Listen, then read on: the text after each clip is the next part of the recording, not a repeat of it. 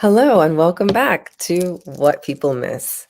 I love when technology gives us an opportunity to um, really test our mettle, right?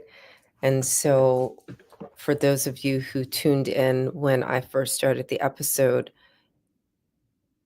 I went to a commercial break and it broke the system. And so, my guests, Lisa and Alexander will be joining us momentarily. We were keeping in touch on the phone while my internet kicked us off. And so we we will continue this conversation about what people miss, picking up with the Great Migration.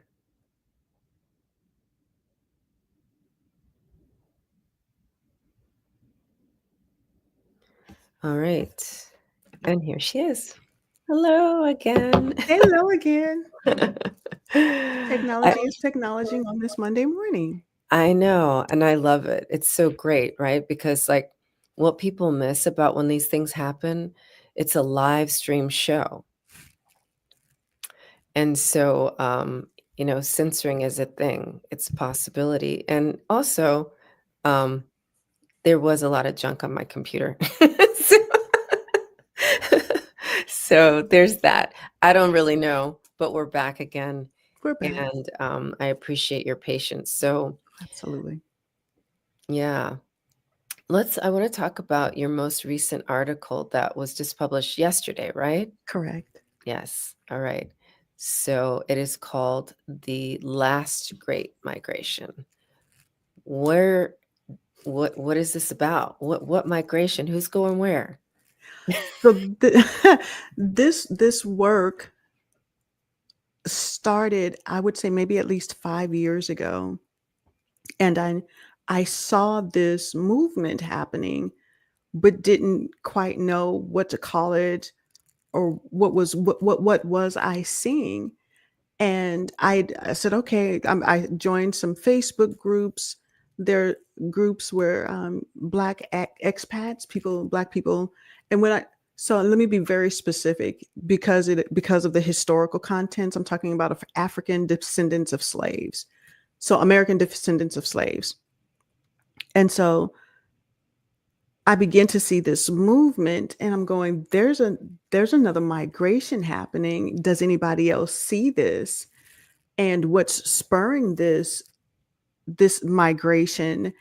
Where where are these people and these families? Where are they going? And so I could see it happening. I wanted numbers. I was trying to get qualitative do qualitative surveys, and just I could not get the information I was looking for. So the State Department doesn't keep numbers, all this kind of thing. And so I just put it to rest. I had even asked a friend of mine who is a retired journalist, is like, is this something that you want to dig into? And that just never worked out. And then I see this resurgence, these conversations again. And I said, I'm going to write this myself. And so there is this migration of American descendants of slaves, not out of the South to the North, East, and West this time. It is completely out of the country. And so we are now seeing that these American descendants of slaves are making choices for themselves, and it's to leave altogether. And I think it is the most powerful thing that we can witness, is that now these Black bodies have agency and can say, this is not working for me. This is not working for my family. I have choices. We always had choices, right? To some degree, we've had choices. Even enslaved peoples had a choice.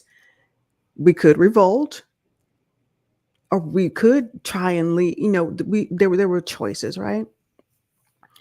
And so now we are seeing the grandchildren, the great grandchildren of people who left always looking for a better life, Mm. looking to be left alone, looking to enjoy, have that, to be able to be even set boundaries and start to talk about rest. Their grandchildren are leaving the country altogether. And so that's what this series is about. We are charting the journey of the American descendants of slaves and how they're migrating out and finding what was never promised, or the promises that were never fulfilled for us, right? And so that's what this piece is about. When you say promises, I'm wondering, are you talking about like the American dream for us? It's so there were promises made to our grandparents coming out of slavery, coming out of, during the Reconstruction era, that, there would be these 40 acres and a mule. That never materialized. It never materialized, right? What we did see was Jim Crow. What we did see was redlining. What we did see is being shut out of wealth building opportunities because of the color of our skin, right? And this perceived idea that somehow we are less than. For their grandchildren, me and you, it is, this ain't working. It's like, this is not working. And it is this exploitation if you're not the 1%. And so when doing the research for this piece, I began to see that it's always been exploitive against workers, like from the very beginning. So you had free labor, which is always going to be desirable. If I can get somebody to do it for free, I'm winning, right? I get to keep all that's all mine. I don't have to pay anybody. So enslaved, perfect. So again, exploitive, right? So you had free labor, you had slave labor. Then we moved into this sharecropping thing, indentured servitude. That's exploitive labor because it was always, if you work, then you can have your freedom or you can move. And so then it became this thing. Oh, well, just the scales were never in our favor. The, the scales were never in our favor, right? Yeah. So there's that period of time. And then you have the Industrial Revolution. And I learned that people, even children, were working 16, 18 hours a day, 7 days a week. Mm-hmm. And still, just it's the exploitation of this labor force, right? And who is benefiting? If you go back, who is benefiting from the free labor? Who is benefiting from this indentured servitude, right? Who's benefiting from this somebody working 16, 18 hours a day, no breaks? And then we have what we have to, so, okay, so that's that timeline. And then you have this period, you have Mr. Henry Ford who decides, and it's like, well, I can't, it's costing me to run, to see people running this hard. They're making mistakes. They're, costing me money and scrap materials, all the kinds of things that happen. So how about we go to a 40-day work week, 5 days a week? And then they've got they institute the child labor laws. It's like, y'all can't have these babies no, right? They need to be in school. And so that's how we came up with the 40-day work week, was because of him. So now we have, okay, 40-day work week, get 40 2 hours. days off, Mm-hmm. get the time off. And then there was this period where it was okay. You could live on one paycheck because wages outpaced the cost of living. So you could reasonably take a vacation. You could do your retirement. You could send your kiddos to college on one salary.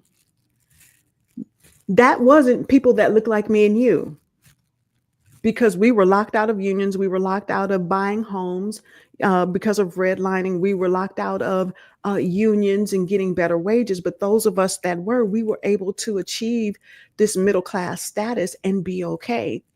That's not, so that's the America I would like to go back to and have it be inclusive, where we could all live off of one paycheck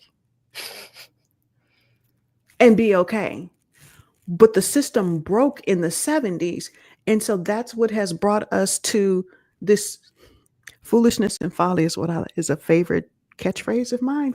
And I would, this current era of foolishness and folly where people have to work 2, 3, sometimes 4 different jobs, side hustles, the gig economy, just to stay afloat. Yeah.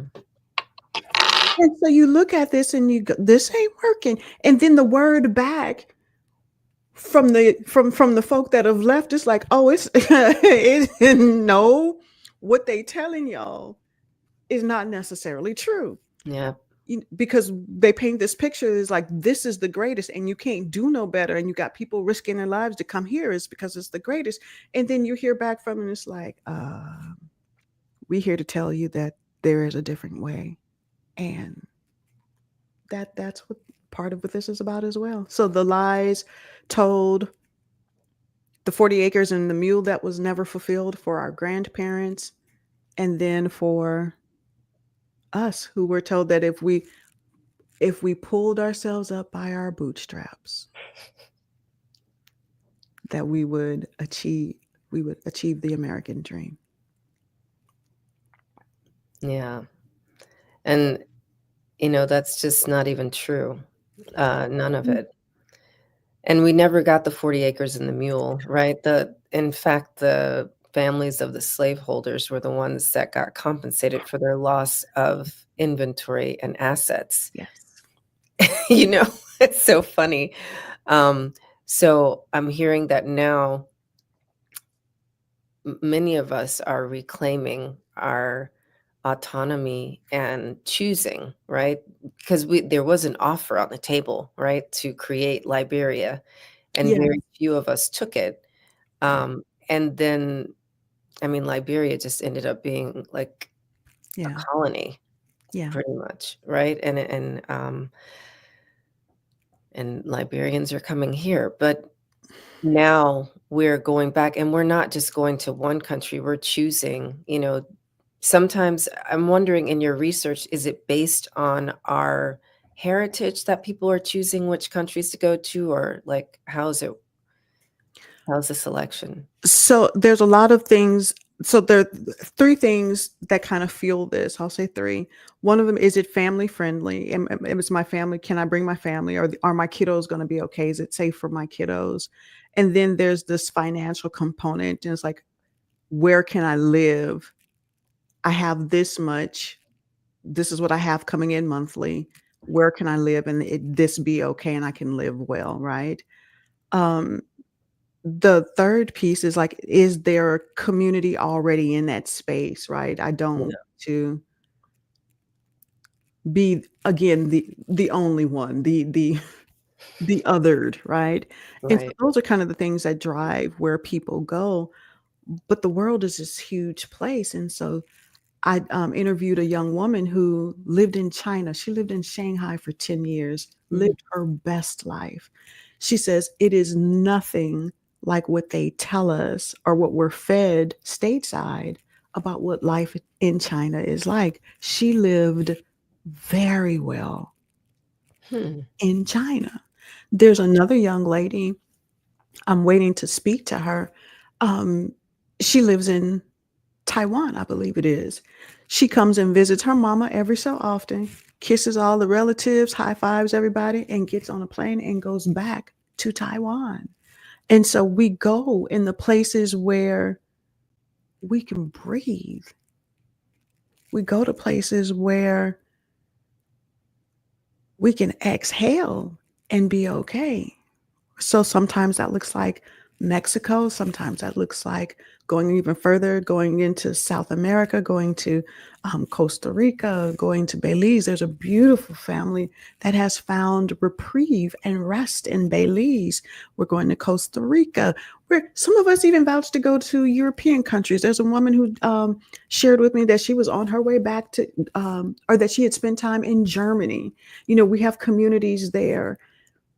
And what we find out, what the word coming back from these expats is that racism is everywhere. It is. There is no Black utopia. Wakanda does not exist, right? We wish there was a Wakanda, but it does not exist. Um, God, if Zamunda and Wakanda, it's like, boy, those are some lovely places. Um, but it's not the racism that is inherent and built into the fibers of this space, right? And so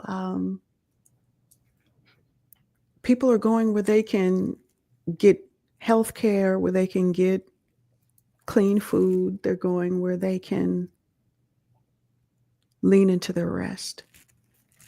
Yeah, it sounds like it. I know a few people that have set up in Bali and Yes. Panama, Ghana, Mhm. um, Morocco. It's everywhere. Yeah, yeah. It's truly everywhere. So I have put the banner down there for people to go to your platform, thiswomanknows.com, read your articles, and watch your films. Thank you. Yeah. Thank you. And I just really appreciate you being here this morning and your patience with technology. My next guest is here. I really wanted you two to meet because this is Christiana T. Johnson, um, who's going to be talking about baby loss, and she's a Mm. miscarriage advocate for couples. So, yeah. Well, enjoy. Thank Is you there so much. any last words that you want to share with us? Take care of yourselves. It's a pretty scary moment that we're living through right now. We are making history right here, right now in this space. How we're living, how we choose, what we choose. We are making history. Take care of yourselves. Stay hydrated. Stay moisturized. Yes. This is going to be a journey, right?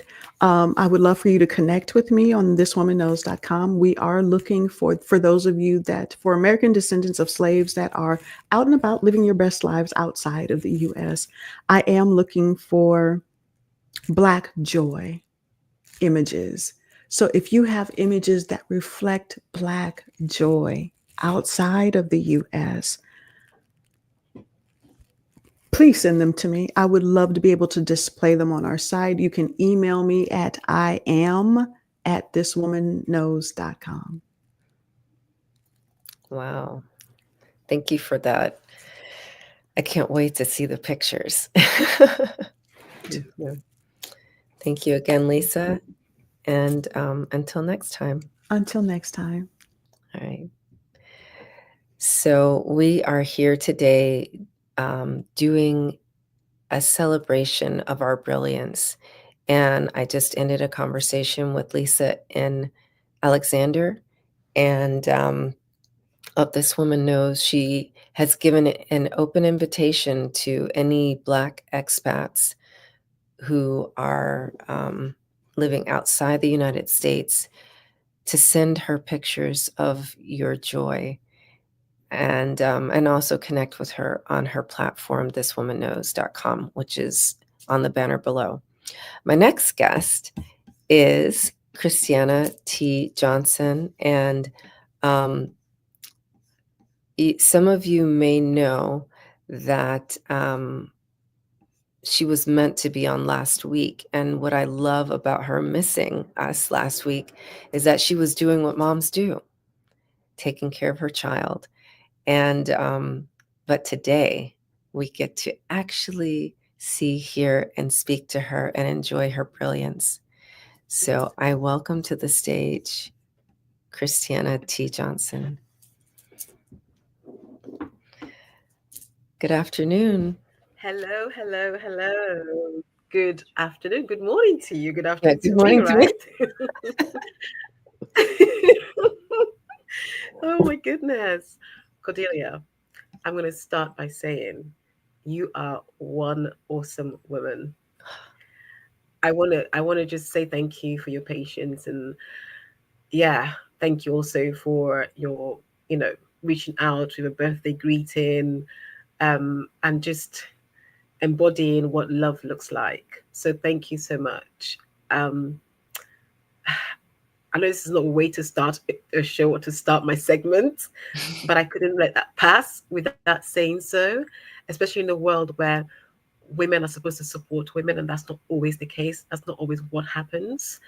I think it's really important that when we think we feel something, we must let the person know how we feel, because that has a ripple effect. It has an impact on how they embrace themselves first, but also use that to positively impact somebody else. So I just want to say thank you so much, for being who you are, and for your patience, and for your understanding last week, and for today.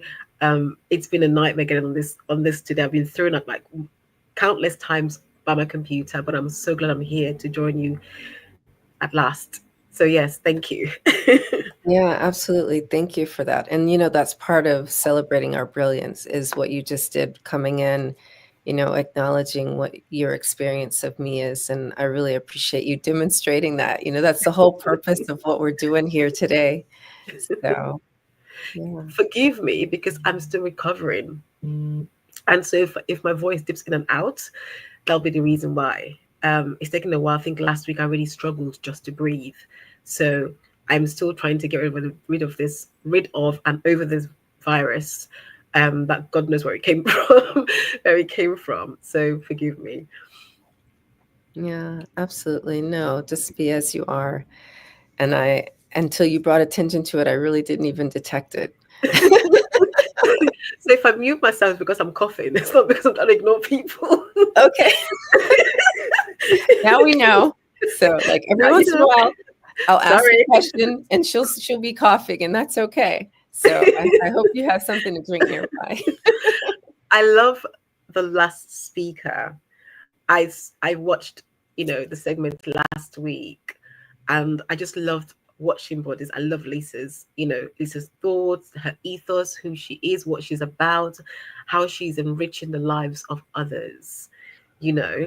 And the best thing is doing that, from what I see, sat quietly, is not loud, it's very quiet, but sometimes those make the most impactful. So yeah, it's quiet, but it's very powerful and very impactful. So kudos to you, Lisa, for being a trailblazer, and for also being a champion for us women. Yeah, thank you. So let's I'm wondering, like, we just ended talking about descendants of slaves repatriating, sometimes to Africa. You, on the other hand, are from Nigeria and you have come to the UK. Hmm. And tell me, like, what's your experience and how that led you to your current work? Goodness me. So the first thing is to say that we mustn't forget that we, as African descendants, right, have been on this earth for longer than anyone can even begin to speak of. And you'll find all of us in the different parts of the world all over. We find ourselves everywhere. I can also speak to Nigerians, especially Nigerians. You'll find them in every nook and cranny in the world. Yes. Somehow we find ourselves in every nook and cranny in the world. And so, um, for me, it was about my parents. My parents met when they were, well, my mother was 15, my father was 17 when they met. So we're very young, and they've been together ever since then. They never left each other. But they came here in search of, I guess, something different. There were people who, as youngsters, had that energy of their four corner space wasn't enough. You know, my mother came from a space where her mother and her grandmother, obviously my grandmother and my great grandmother, right, were people who were business women. You know, they came from a well-to-do family, but that wasn't enough for my mum. She wanted more. She wanted to see something different out of Nigeria. And she met my father at a very young age, and he wanted more. So the two had very similar, very much um, kindred spirit. And so they said, do you know something? We want to go and explore. Their parents thought, what? What do you mean? Are we ready for this? Well, as their parents, my grandmom from my dad's side didn't really quite understand, didn't wasn't really quite ready. Whereas my grandmother was used to traveling. So having her first daughter say she wants to go and travel was something that she wasn't quite ready for. But she said, you know something? So long as you guys get married, you can do what you want. It wasn't it wasn't something that when I got told the story, I was really trying to find out in my mom's mind what would have been going through her mind. Was she scared? Was she, excited? What was it? And it was excitement. It was excitement. When they finally made it here, she was about 19. So my mom left, left me at 6 months old, and came over to the UK with my parents. And so fast forward 12 and a half years later, when I joined them in the UK, it was something that was so different. The experience was so different. It was quite jarring, to begin with. Because imagine you're so used to seeing your own people, you're seeing businesses run by your own people, you've seen, the vibrancy. And don't get me wrong, I also saw violence, a lot of it. So there's a lot of emotions that was happening when I arrived here. And it was so cold. It was Yes. freezing. Coming from a very hot country to a freezing one. And my life changed overnight. It just changed overnight. And it's never been the same. I have to think to myself sometimes, was it for the better? Was it for the worse? You know?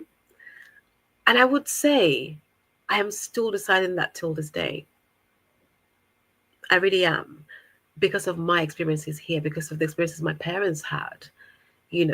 Imagine being someone who is a well qualified, a PhD candidate who could never find any work for himself, who could never find work.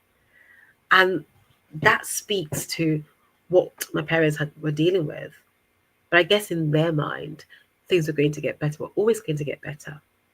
So my experiences, I looked at the way my parents grew up, and we spoke about, I heard, last week, we were speaking about, and also touched on it today, both you and Lisa, that idea of not being able to rest.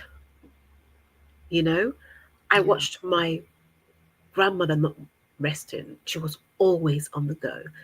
I watched my mom always on the go. The detrimental part of my mother being always on the go, as a midwife, she would do 18 hours straight on her feet. And when she got home, she was coming home to try and be a mother. She's a mother of 6. I'm sure you know this already. Yes. You're a mom, right? I'm a mom of 6. Of 6, exactly. That's what I was about to say. A mother of 6, and you can imagine what that takes to do. Granted, my father was somebody who worked. So my parents were almost like passing ships at night. My mom was coming back in the morning. My dad was leaving at night, and he was coming back in the morning. My mom was leaving to go in the morning. And he was tired, and being the first of 6, I became the caretaker in the house. And that was immediately my feet stepped into the country as a young child. And so I don't say this to complain about it. I say it because it builds character. I was already built from the way we grew up, back in Nigeria. My grandmother having stores meant that having businesses meant I was tasked with running one of the sites of the business from the age of 5. You Wow. know, when my friends were, you know, playing outside and so on and so forth, I was, sorry, I was in charge of a whole business, from the negotiation of the pricing, from the collecting of the money, from the calculation of head of what change to give, you know, Yeah. from the looking at the inventory, what was left, and making note of what had been sold and what needed to be replenished, and so on and so forth. That was me from the age of 5. So, and that for me was an environment I grew up in. That was the norm. Who might think, oh my God, I can hear child services now, slave labor, child services. Right. Some of the things we were talking about in the first conversation, yeah, like all the laws, but Right, yeah. all the laws, all the rules and regulations. Like, what are you doing to this child? They should have a childhood and all these things. That was my choice. People said, was it really your choice? I would say in this instance, it was my choice because I know how much of a fuss I kicked to have my own store when I was that age. At the time, it looked like fun and interesting. Yeah. And I cried for days just so I could get my own store. I did. At the same time, my grandmother had to think, what do we want to teach our children? Everybody was put through, all my aunts and uncles are educated to the highest degrees, PhDs. We have doctors in our house, we have surgeons, and so on and so forth. People think that's interesting. But imagine having all of that and then leaving all of that behind, friends and family and everything, and knowing nobody, to arrive in a place where that in itself was gone, it was obsolete. But then what you were met with is so much racism. And I remember growing up asking myself, why are my parents still here? I couldn't quite understand it. I was like, why are we still in this space? What are we still doing here? Why? And also, I don't sound like it right now, but when I came to this country, believe it or not, I had a thick African accent. You know, I had a strong African accent, and I can still change and switch the accent if I need to today. It never leaves you, you know? And so I really thought, why am I here when I'm being called names? Being myself is an issue for everybody else. There's just so much that I think when you're in a new space, we're not told. So you continue that unrest, that restlessness, and watching my parents not even being able to be themselves, not even able to exercise their culture properly without it being an issue and not being settled. Yeah. So it takes its toll in you, in the sense that sometimes we lock away our language. For example, my dialect, my mother tongue, is very important to me. But my parents didn't teach my younger siblings that language. How did you feel about that? I was frustrated. I was, and also because when I came, it became my duty to teach my younger siblings, because I was told, this is your responsibility. You've got to do this. And I'm thinking, hold on. I came to meet my younger sibling, the second one, that's my immediate junior sister, younger sister, was 10 when I rocked up, right? So she was already Wow. 10 years old. The other one was already 6 years old. The other one was already almost 18 months old. So now it was that thing of, well, you should teach them the language because it's your language too. Yeah. And I could have been really resentful, but I chose not to. I did what I could do ultimately, but that is a direct impact on what you experience, on the box that you were put into, on the fact that you were told you cannot be yourself, you cannot demonstrate or exercise your culture. If you want to fit in or if you want to get anywhere in life, you must be in this box that we have created for you to remain in. And I It's saw that. Sorry, carry on. no, I'm just thank you for that. I'm listening to you and I'm hearing like we are prisoners in our lives and we have attached status to that cell Mm-hmm. block, you know? Yes, yes, Yeah. we have. And we do. We do it not even realizing that we are doing it. That's the most dangerous part of this. We do it effortlessly because we become indoctrinated, we've become almost brainwashed into thinking that who we are isn't enough in these spaces, you know? Yeah. It's like, so we have an elaborate term for this in America. You may use it also in the UK called code switching, Mm, code switching. So where you are um, basically locking away who you really are yes. and you're showing up using different language, right? You said before that you had a thick African accent, and you have a beautiful, perfect British accent now. Mm, So, I feel like sometimes we master a way of speaking that mm-hmm, is more acceptable, right? And so this is a form of code switching. It also changes the way we behave, you mm, know. And I'd even say, like, for women, we have extra layers, right? So you're a brown person, and then you're a woman, and yes. then, so there's another set of codes that we have to switch into for that. Yes. And Yes. you know, I know that too well. It's especially in my career. When I think about my career, um, from a very young age, by the time I got to 10 years old, I knew I wanted to be a lawyer. You know, and so when I got here, it was something that I focused on and I worked so hard for to achieve. And I remember that journey so well to the point that it drove me not being my not me not allowed not being allowed to be myself drove me out of the profession, you know. partly that's part of the reason, but partly drove me out of the profession because as you as you find your way, find yourself through that, you get to hear things, you get to be told things.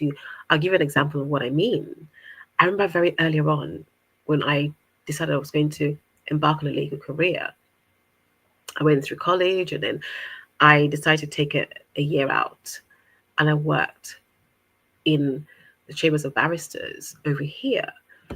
And it was just the way that you are spoken to, you know? And people say to me, "Oh my goodness." I remember this very clearly.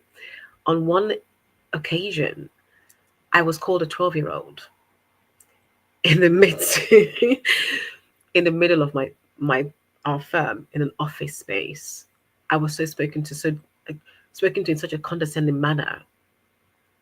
And I remember laughing to myself because I was the one who did all the legal research to help people win their cases.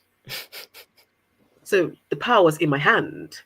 And here you were insulting the person who had the power in their hand. And, that was the first time I felt smug in that environment. Because now I'm like, now you're going to have to come to me to get this right. thing that you desperately need that you haven't got the time for or would not make the time for because you have all the legal assistants that can do all your work for you and make you look good. But something, I'm not that kind of person.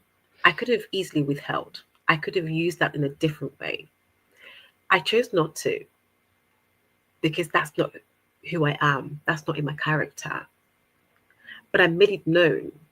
I let it be known that unless you stop this insult, unless you stop this behavior, you risk me not giving you what you need. I won't withhold it from you, but I'm going to Right. tell you, you know? And so that's one of the first times I thought to myself, oh my goodness. The second time, what I'm about to say to you, I recalled recently because of a conversation I was having with somebody else. And I remember the second law firm that I went into.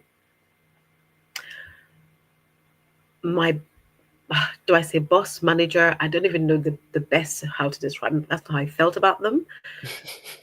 But he never once called me my name. Hmm. I was in that firm for longer than I should have been, in all honesty. Never once called me my name. He called me the exotic thing. Exotic thing? That's what he Mhm. called you? Yes. Wow. And made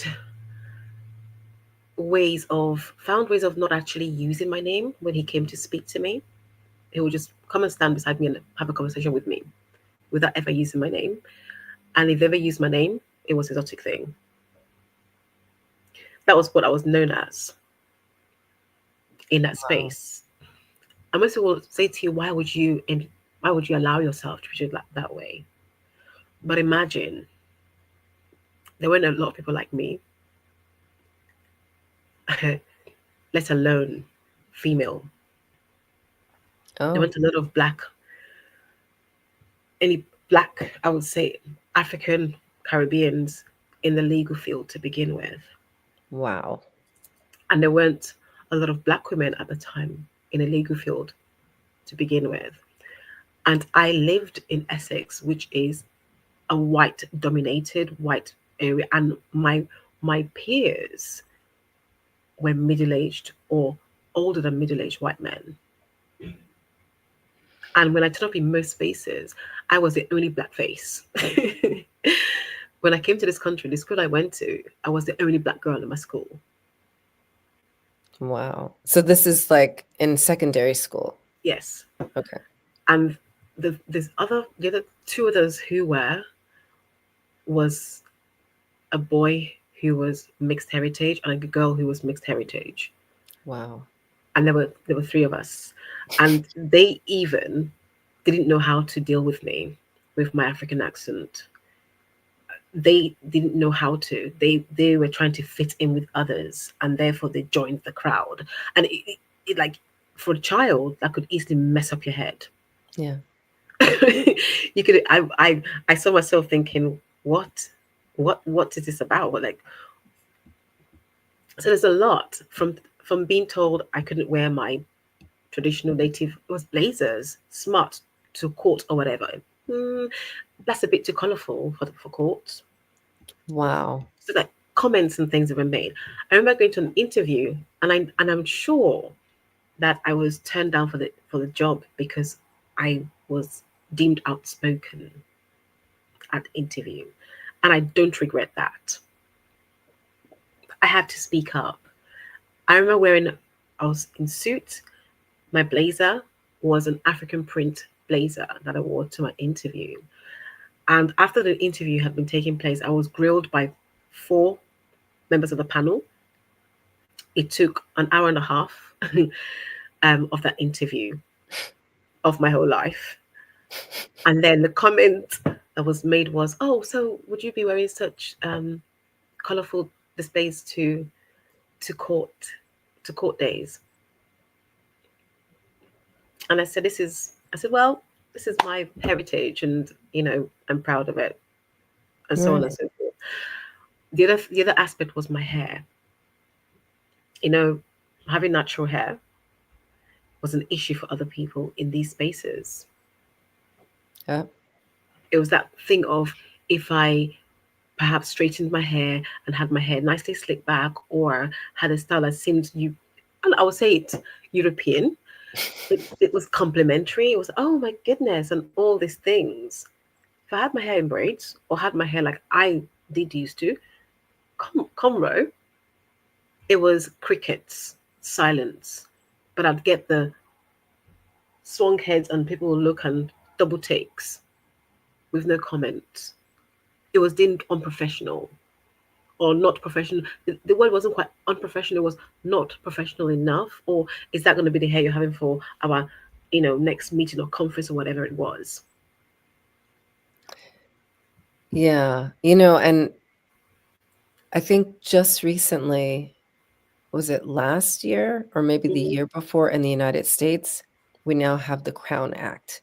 Mm-hmm. It's 2025, Yes. right? And now it's okay for us to wear our natural hair. No, but think about it. When you went into Google and typed unprofessional hair, you have all black hairstyles come up. Yes.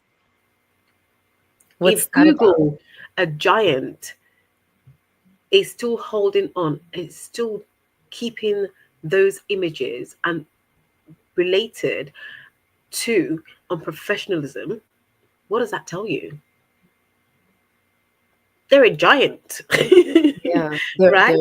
yeah. They could have taken it down at any point, you know. Mm, So, yes, sorry.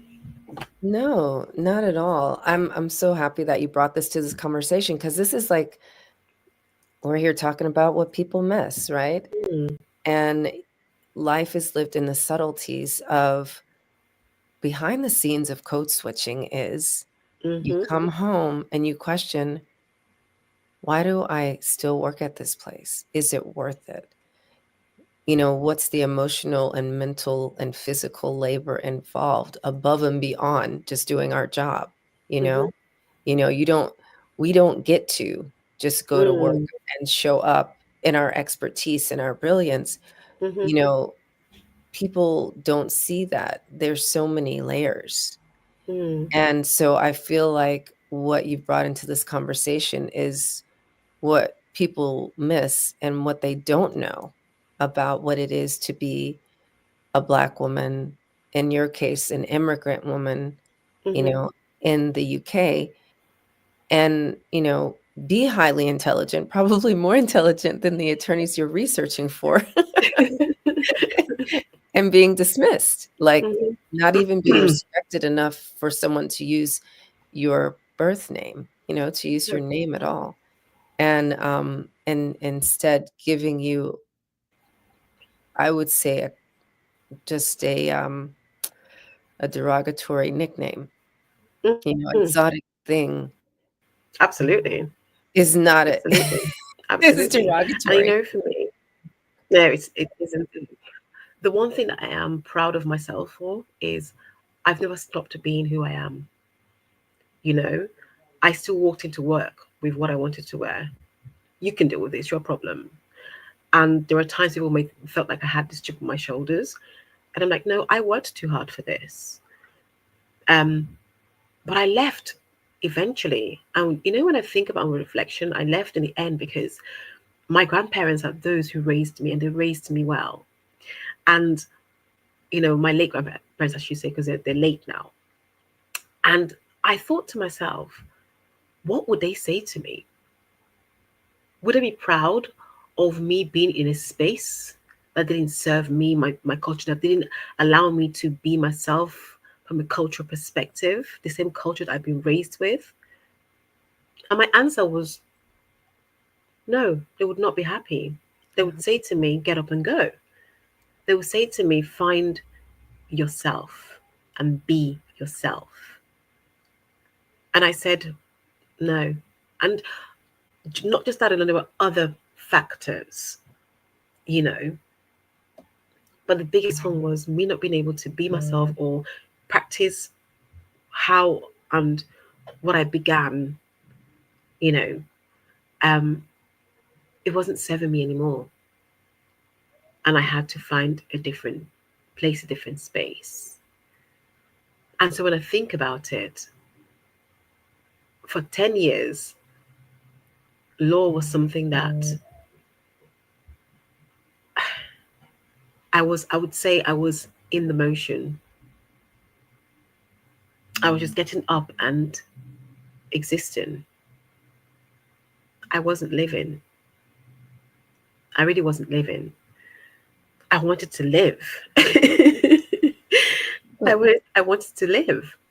I'm still hearing in there that you were, nurturing and cultivating the person you were raised to be by your grandparents. I'm not at all, I mean, I do hear that you were unhappy, but you still showed up Hmm. in your full essence. You know what I mean? I did.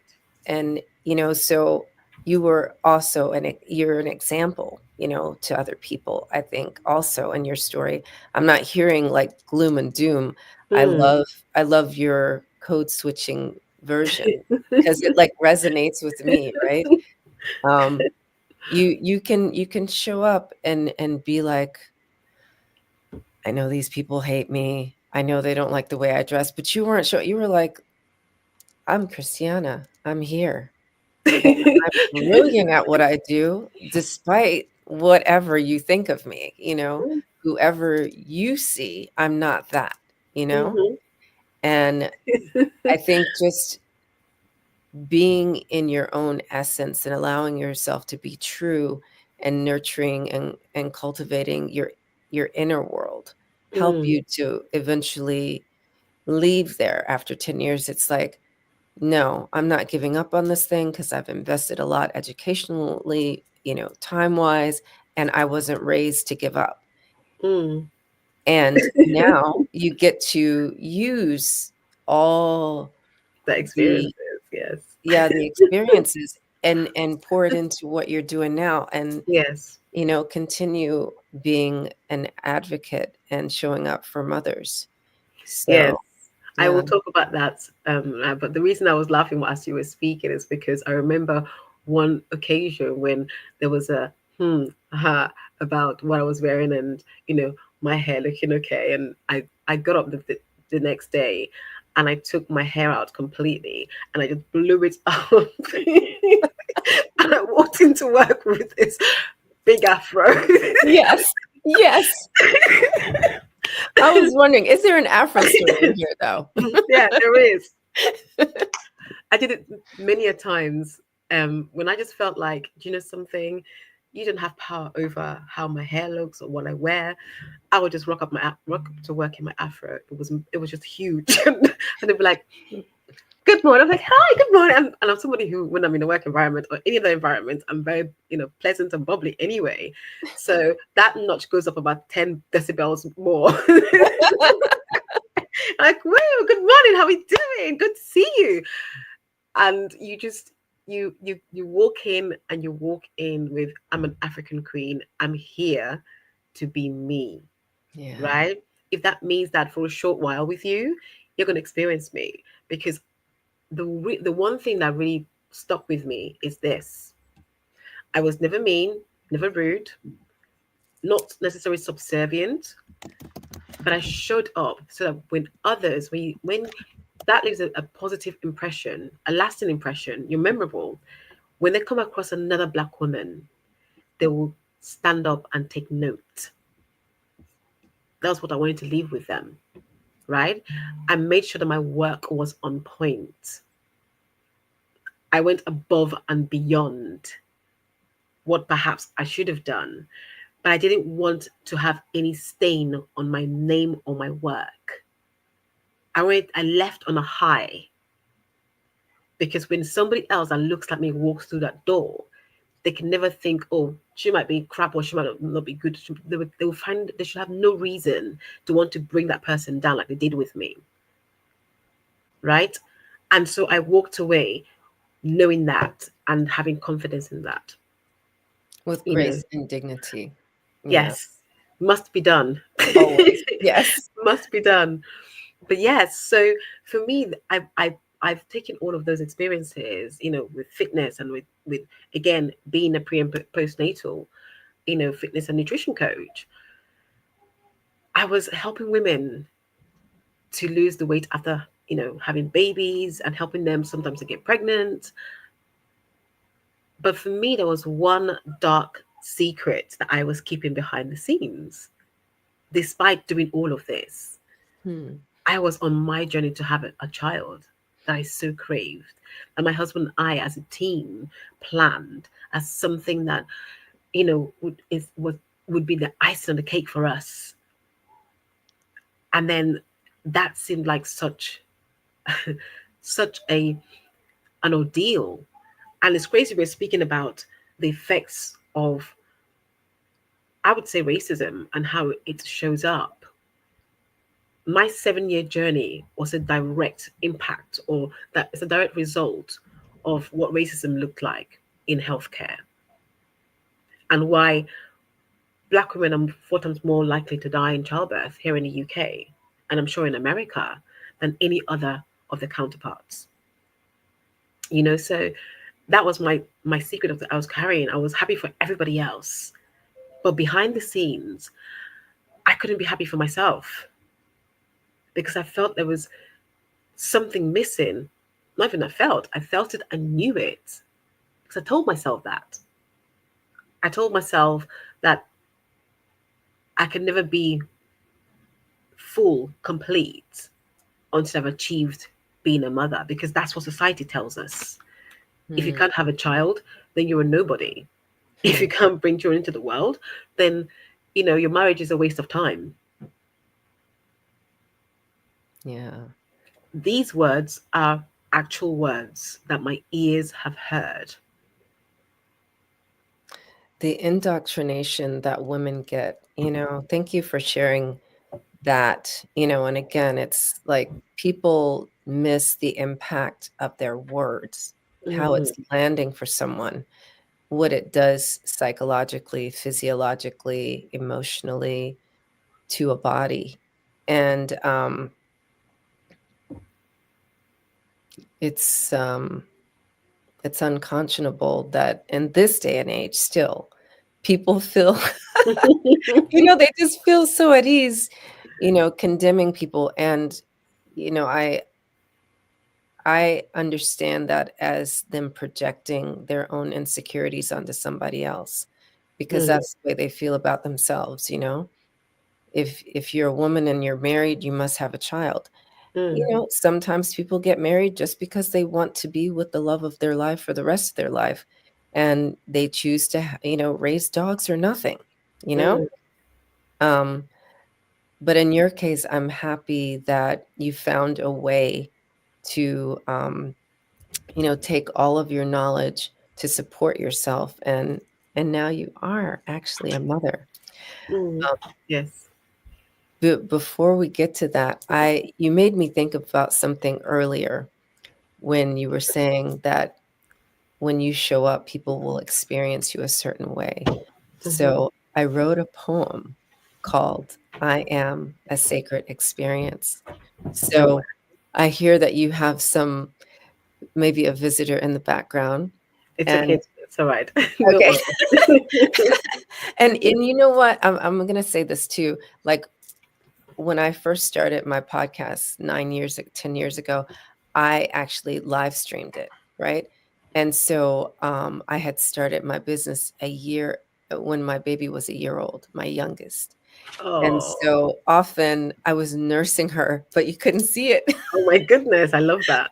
Yeah. Um, but I'm going to just interject because the last time I went on commercial break, it broke the system. So I'm just going to I read. noticed. And I was like, we're what not going to, happened? Where is she gone? I don't know.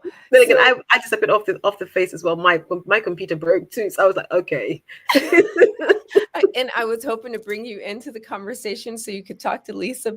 And, things happen the way they're meant to happen. So I'm going to do a commercial break a little bit different before we really That's lean fine. into the heavy conversation of miscarriage and baby loss, and talk Mhm. about and read this poem called I Am a Sacred Experience.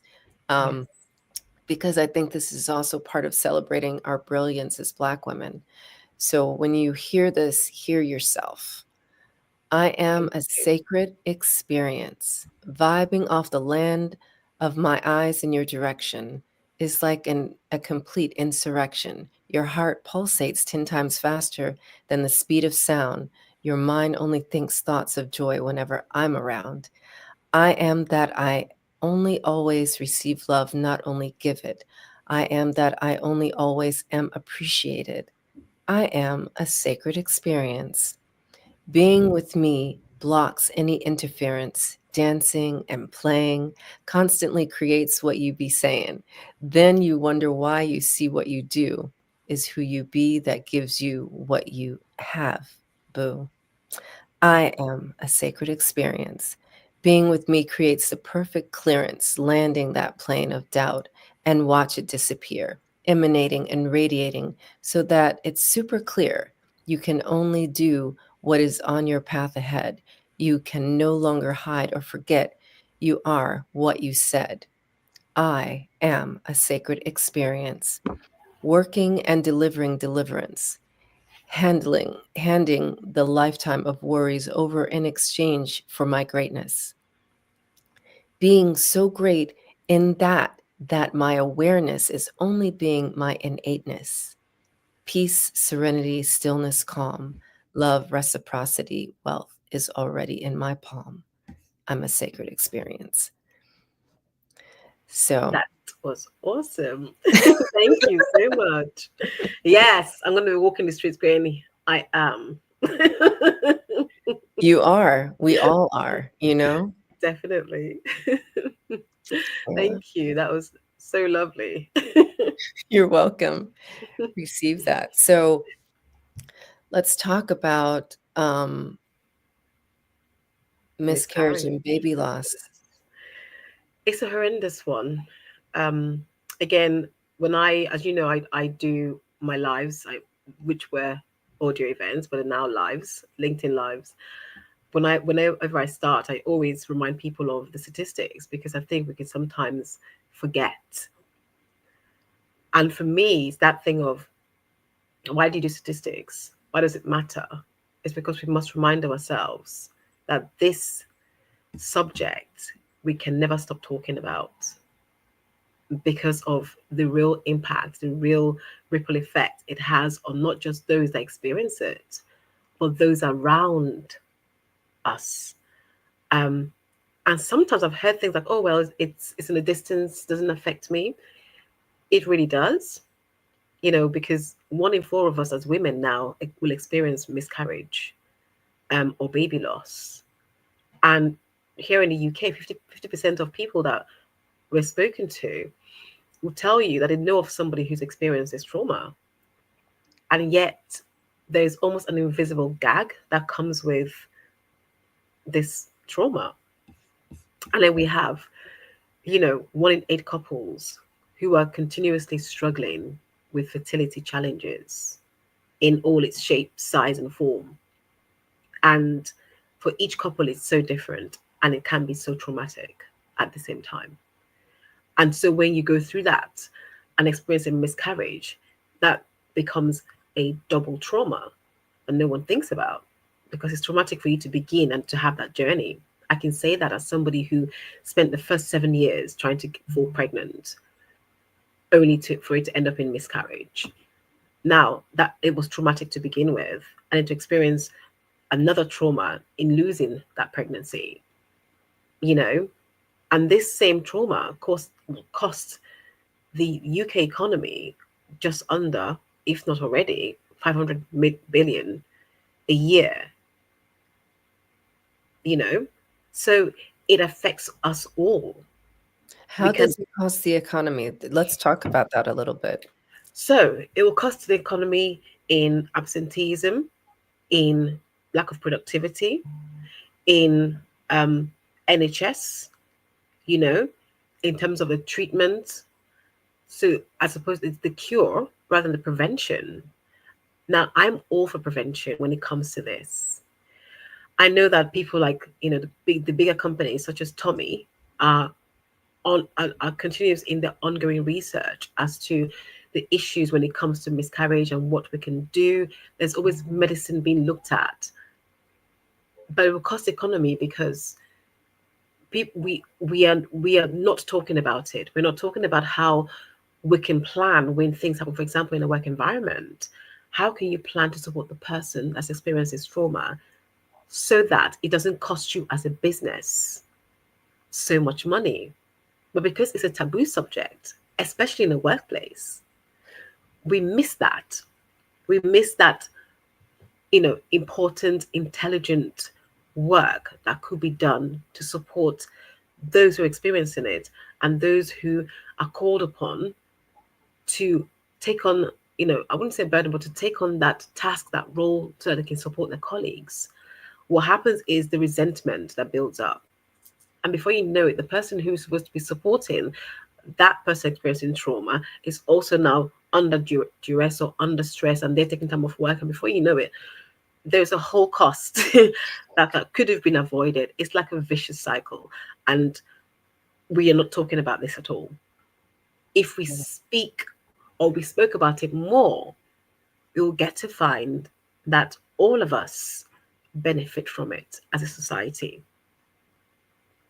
So when I speak about it from a personal and from a caring perspective, by caring and by actually showing that we do care, it means that we get to alleviate the stress, but we also get to eradicate some of the expenses. It also means that when we have preventative care in place, our NHS system is not heavily burdened by the cure or the medicine that we have to now practice and do in the aftermath of. An example of that is screening.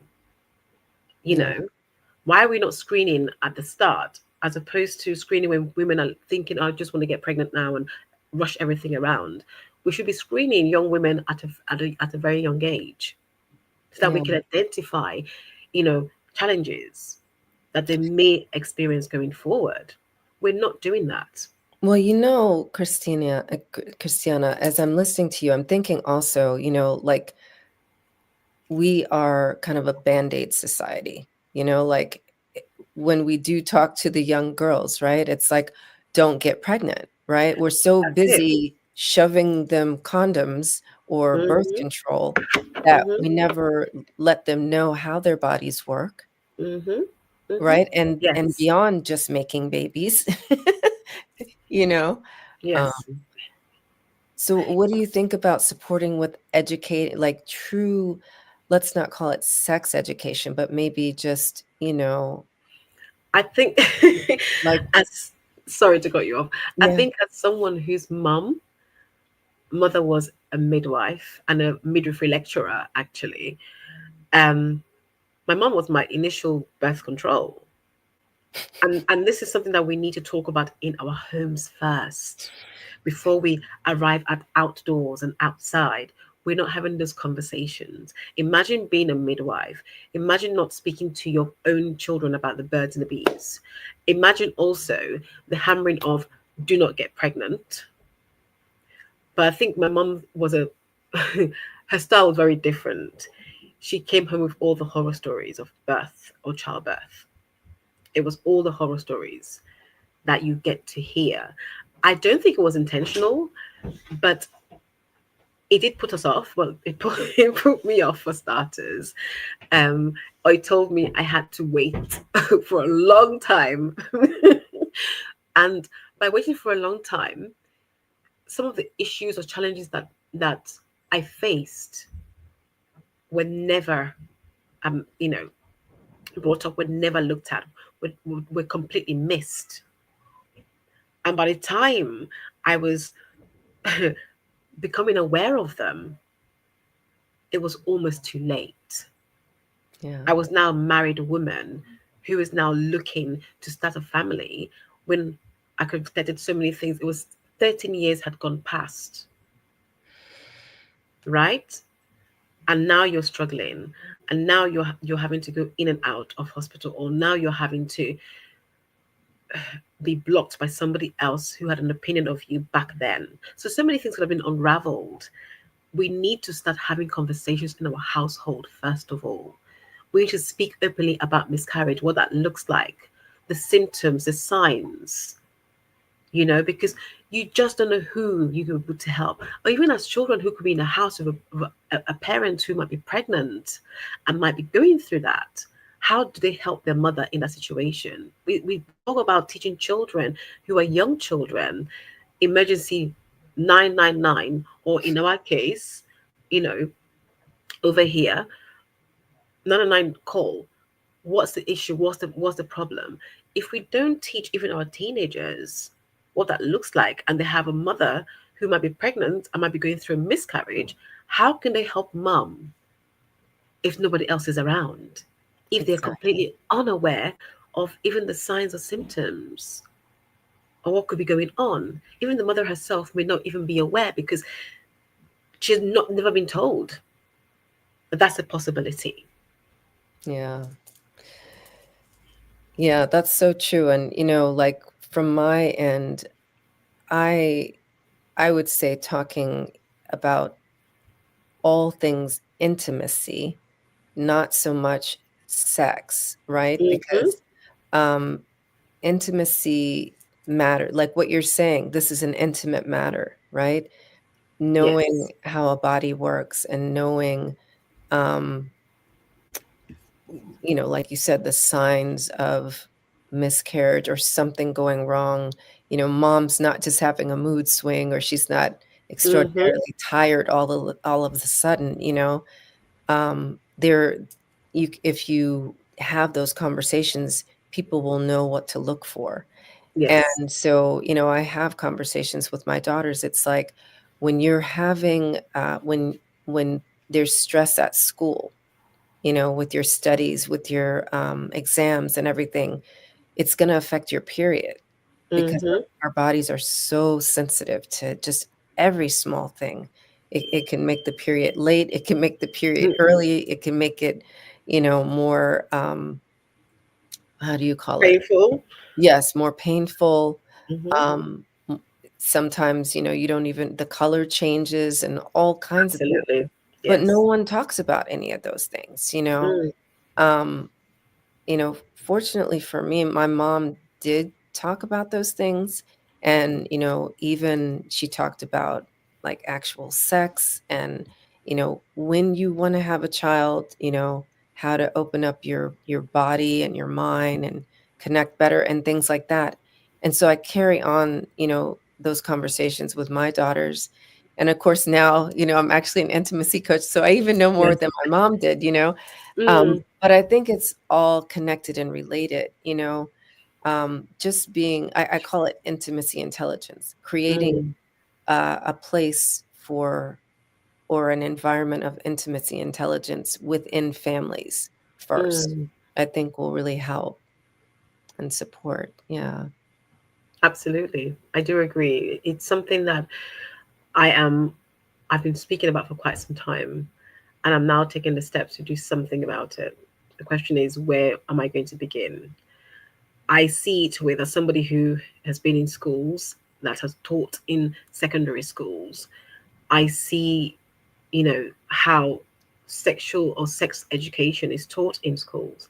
And I really believe this is a missing link, a huge missing link, you know, in the sense that we tell our young people um, all the STIs they can contract, and all of the horrible bits of pregnancy and getting pregnant.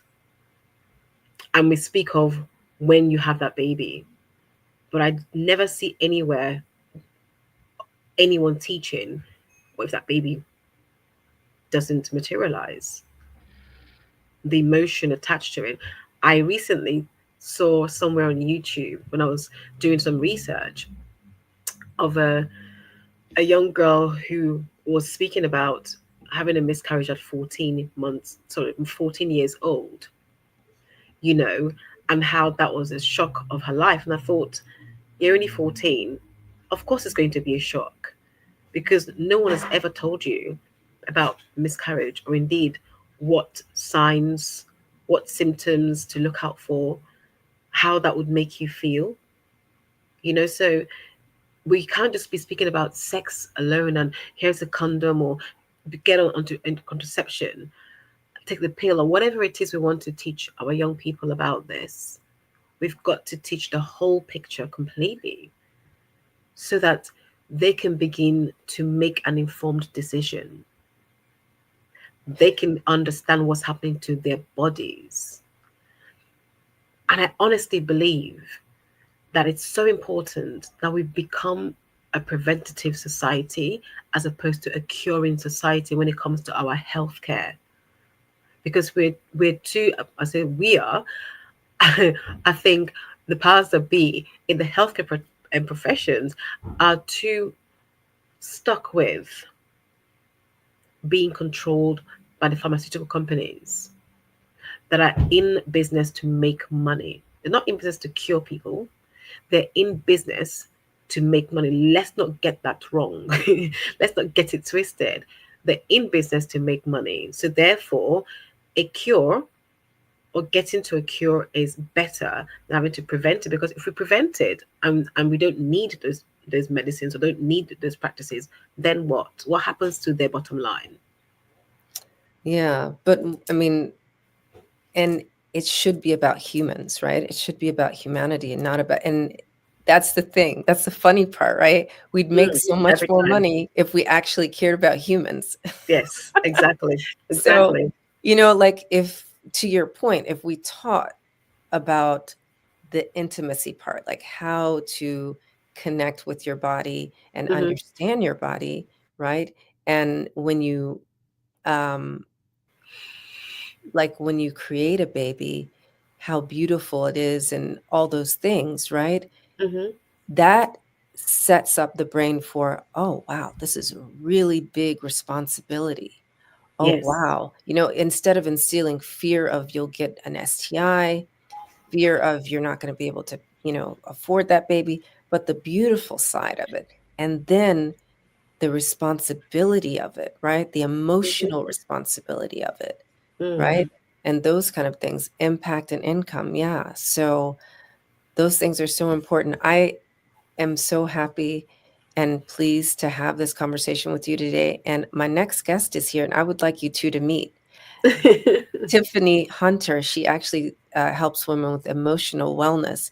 So I think this is a good point to bring her in if she Love doesn't that. mind. Good morning, Tiffany. Good Hi. morning. Good Good morning, morning. Christina and Cordelia. Thank you so much for inviting me to the table, to this wonderful event. Thank you so much.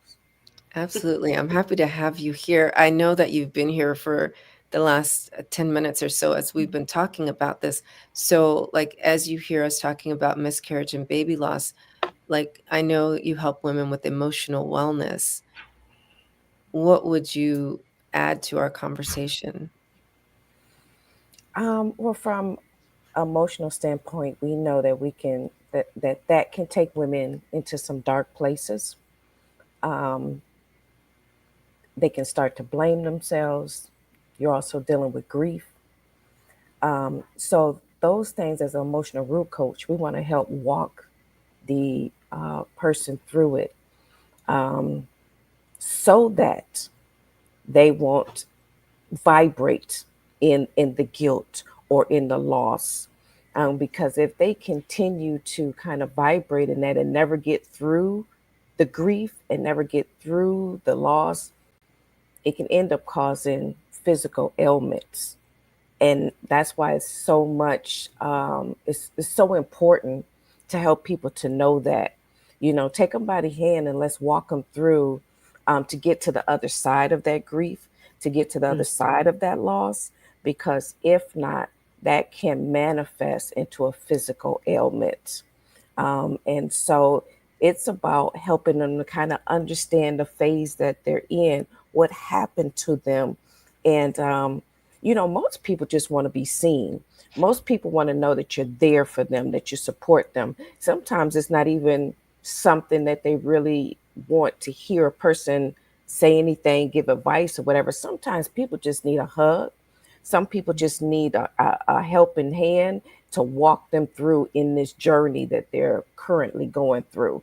And so, that's just part of what I do. I try to help them to get through it, try to help them, you know, uh, to see the beauty. There is some beauty in it, and to help them to see the beauty of what they're going through, and then also to have peace with it. Mm.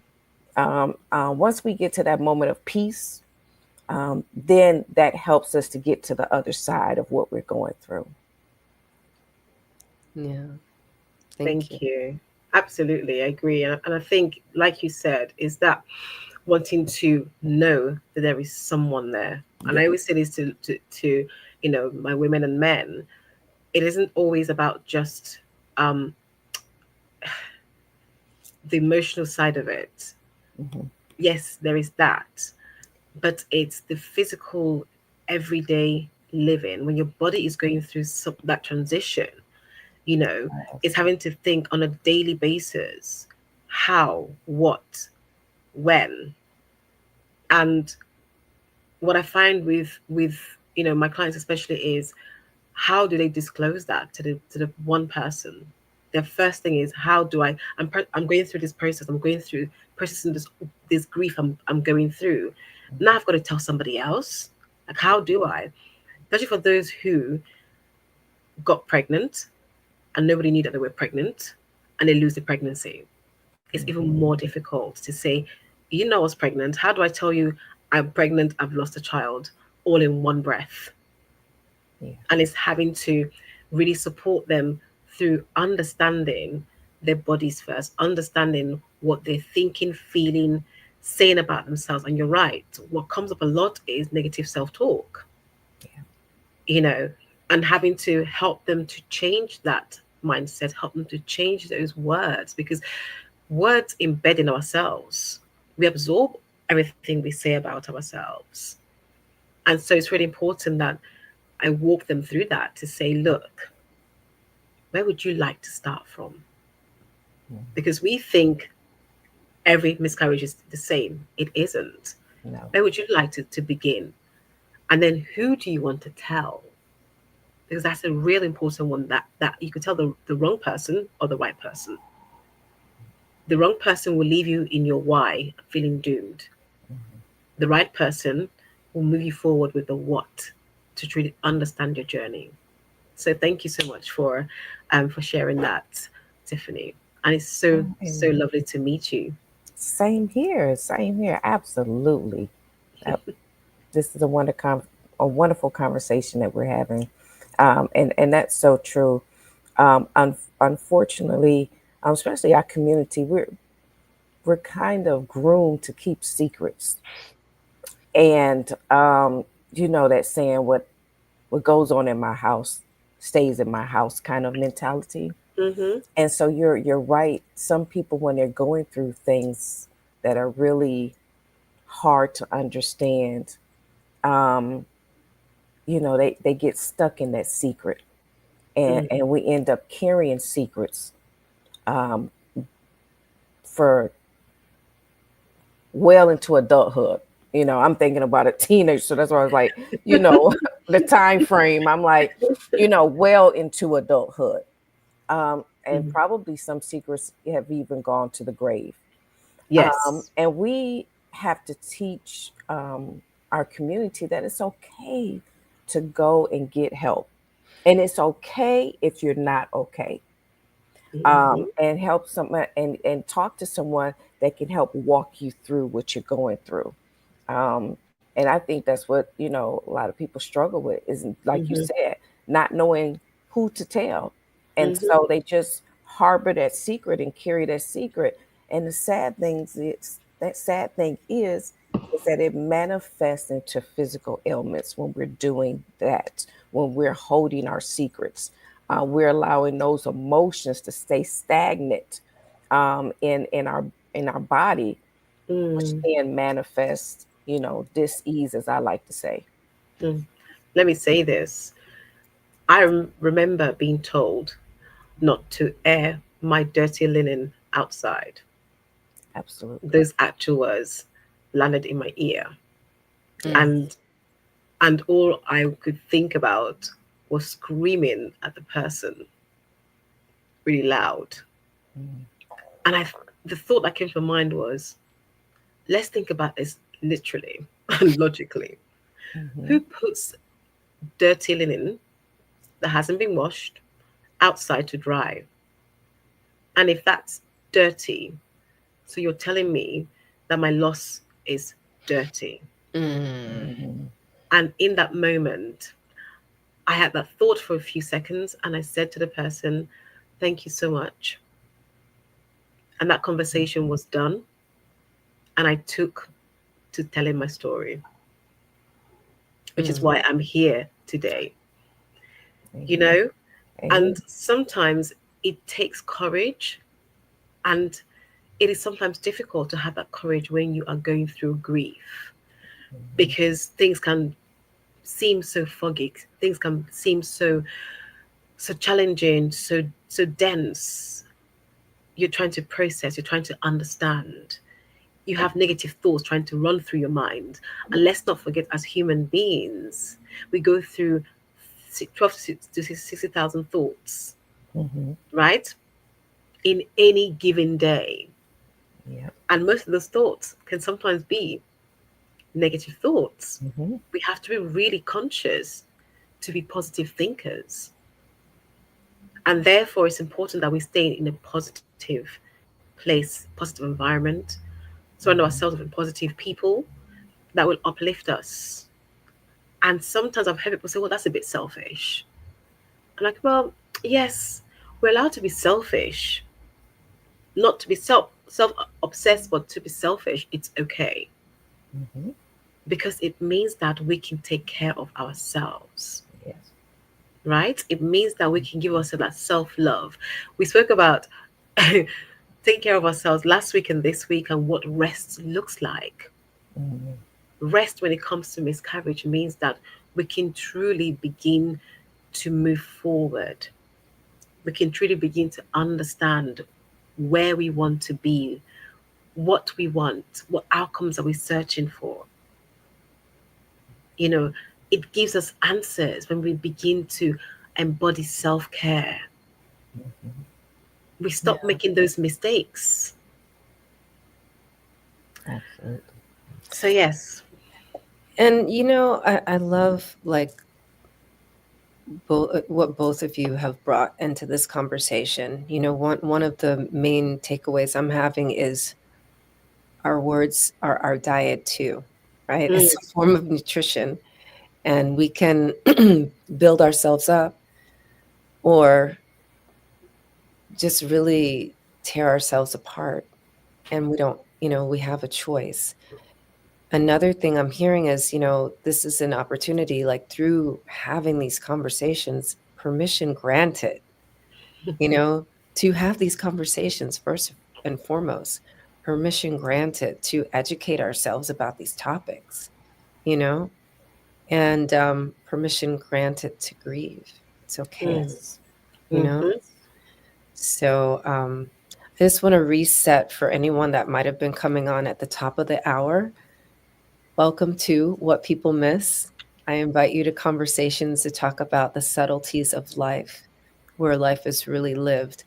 As Mozart says, the music is not in the notes, but it's in the silence between them. And so this is the silence between that we miss in our lives, talking about what's really happening in our bodies, what's really happening in our minds.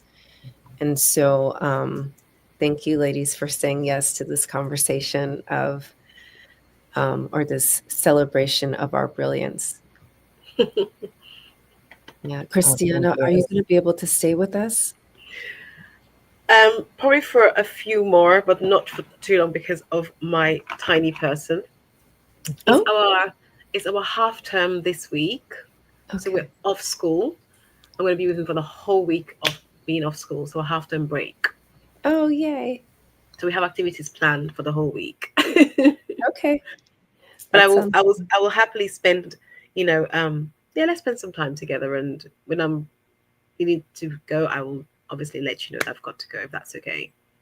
Yeah, absolutely. No problem. Thank you. So, Thank you for the invite. yeah, I was hoping that more of us, there would be more overlap, and I do want this, the reason why I set it up like this is because I wanted to have some time to talk just individually with each one of you to highlight your brilliance and also, show the collaborative, element of how everything we do and bring to the world, how we can help, people together and individually. So I'm finding, after being in business for 10 years, that the brilliance is really in the collaboration, but knowing who to collaborate with and how the collaboration can truly work, and it always begins with recognizing the human and having the conversations. So, I could have just easily sent an email and introduced you to, but like, why not just talk about what we really care about real time? So, Amen. Thank yeah, you. Thank you. absolutely. So, welcome, Tiffany. So, let me tell you a little bit about Tiffany Hunter. She is an entrepreneurship and emotional wellness, um, I would say, advocate and connoisseur. And she's the host of the Healthy Entrepreneur under the Every Dot Black Entrepreneur Podcast Network. Um, and that's where I met her. And she also has a background in psychology, Montessori education, and holistic healing. So tell us a little bit more about how you came into what you're doing, Tiffany. So, how I transitioned from Montessori education into holistic healing is because I kept seeing my preschoolers um, get diagnosed with ADHD, put on this medication. And when that would happen, I would see their personality change. It broke my heart because they became more, quiet, to themselves, kind of lethargic. And so I was just like, oh my God, it was just breaking my heart. As well as I have family members to come to me always like, excuse me, always came to me like, I have this going on. What should they do? Because I have become, that person in my family and friends to come to if they're having an issue, an ailment, or whatever, because I have my nice little book that I would go to. And I would say, hey, open your kitchen cabinet. Do you have this, this, and this? Okay, make this up. That's going to help with your cough. Um, as well as seeing my mother on a counter full of medicine, but not seeing her healed, not seeing any healing, but just more medications added on. Mm. As well as for myself. I have been diagnosed with thyroidism, medication for 20 plus years, I would say, and seeing more symptoms come from that dis-ease. And so I was like, God, it's got to be a better way. And so I said, because your Bible says that, we are already healed. So where is our healing? I'm seeing all of these people on medication, but I'm not seeing any healing. Yeah. And so that motivated me to go into holistic wellness.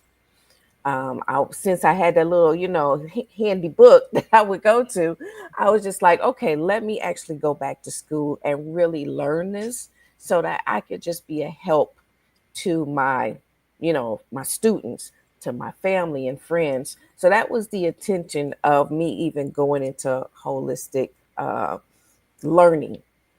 And then as I, got more and more into it, I also became a certified life coach. And so the passion that I started to feel in wanting to help people feel better just led me to where I'm at right now, as far as being um, emotional root coach and being the host of the Healthy Entrepreneur. So that's what led me here to this point in my life that I am right now. Yeah, that makes total sense to me. My oldest, who's now my God, almost 25, was diagnosed. Well, her preschool teacher was like, I think your daughter has ADHD. And I said, I think you don't have enough helpers. I think that 3-year-olds should jump around and they should be free to do that. Decorum is for, 7 and 8-year-olds, but a 3-year-old can't have ADHD. And so I chose to take her out of school and homeschool. And as a child, I went to Montessori.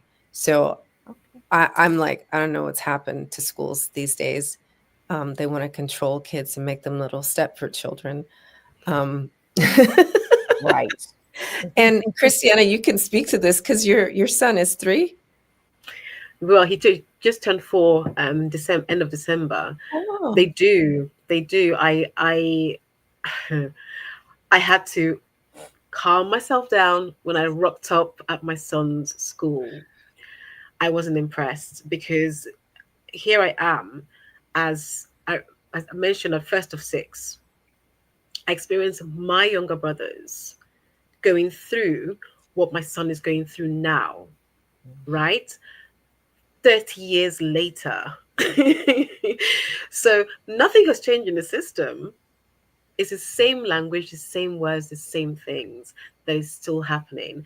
When we tell children of that age that they're either too strong, especially with our black boys, you're too strong, you're too energetic, you're a bit loud, it's all the labels that come. Can you not sit for a second? He sits still at home when we eat dinner. He sits to read.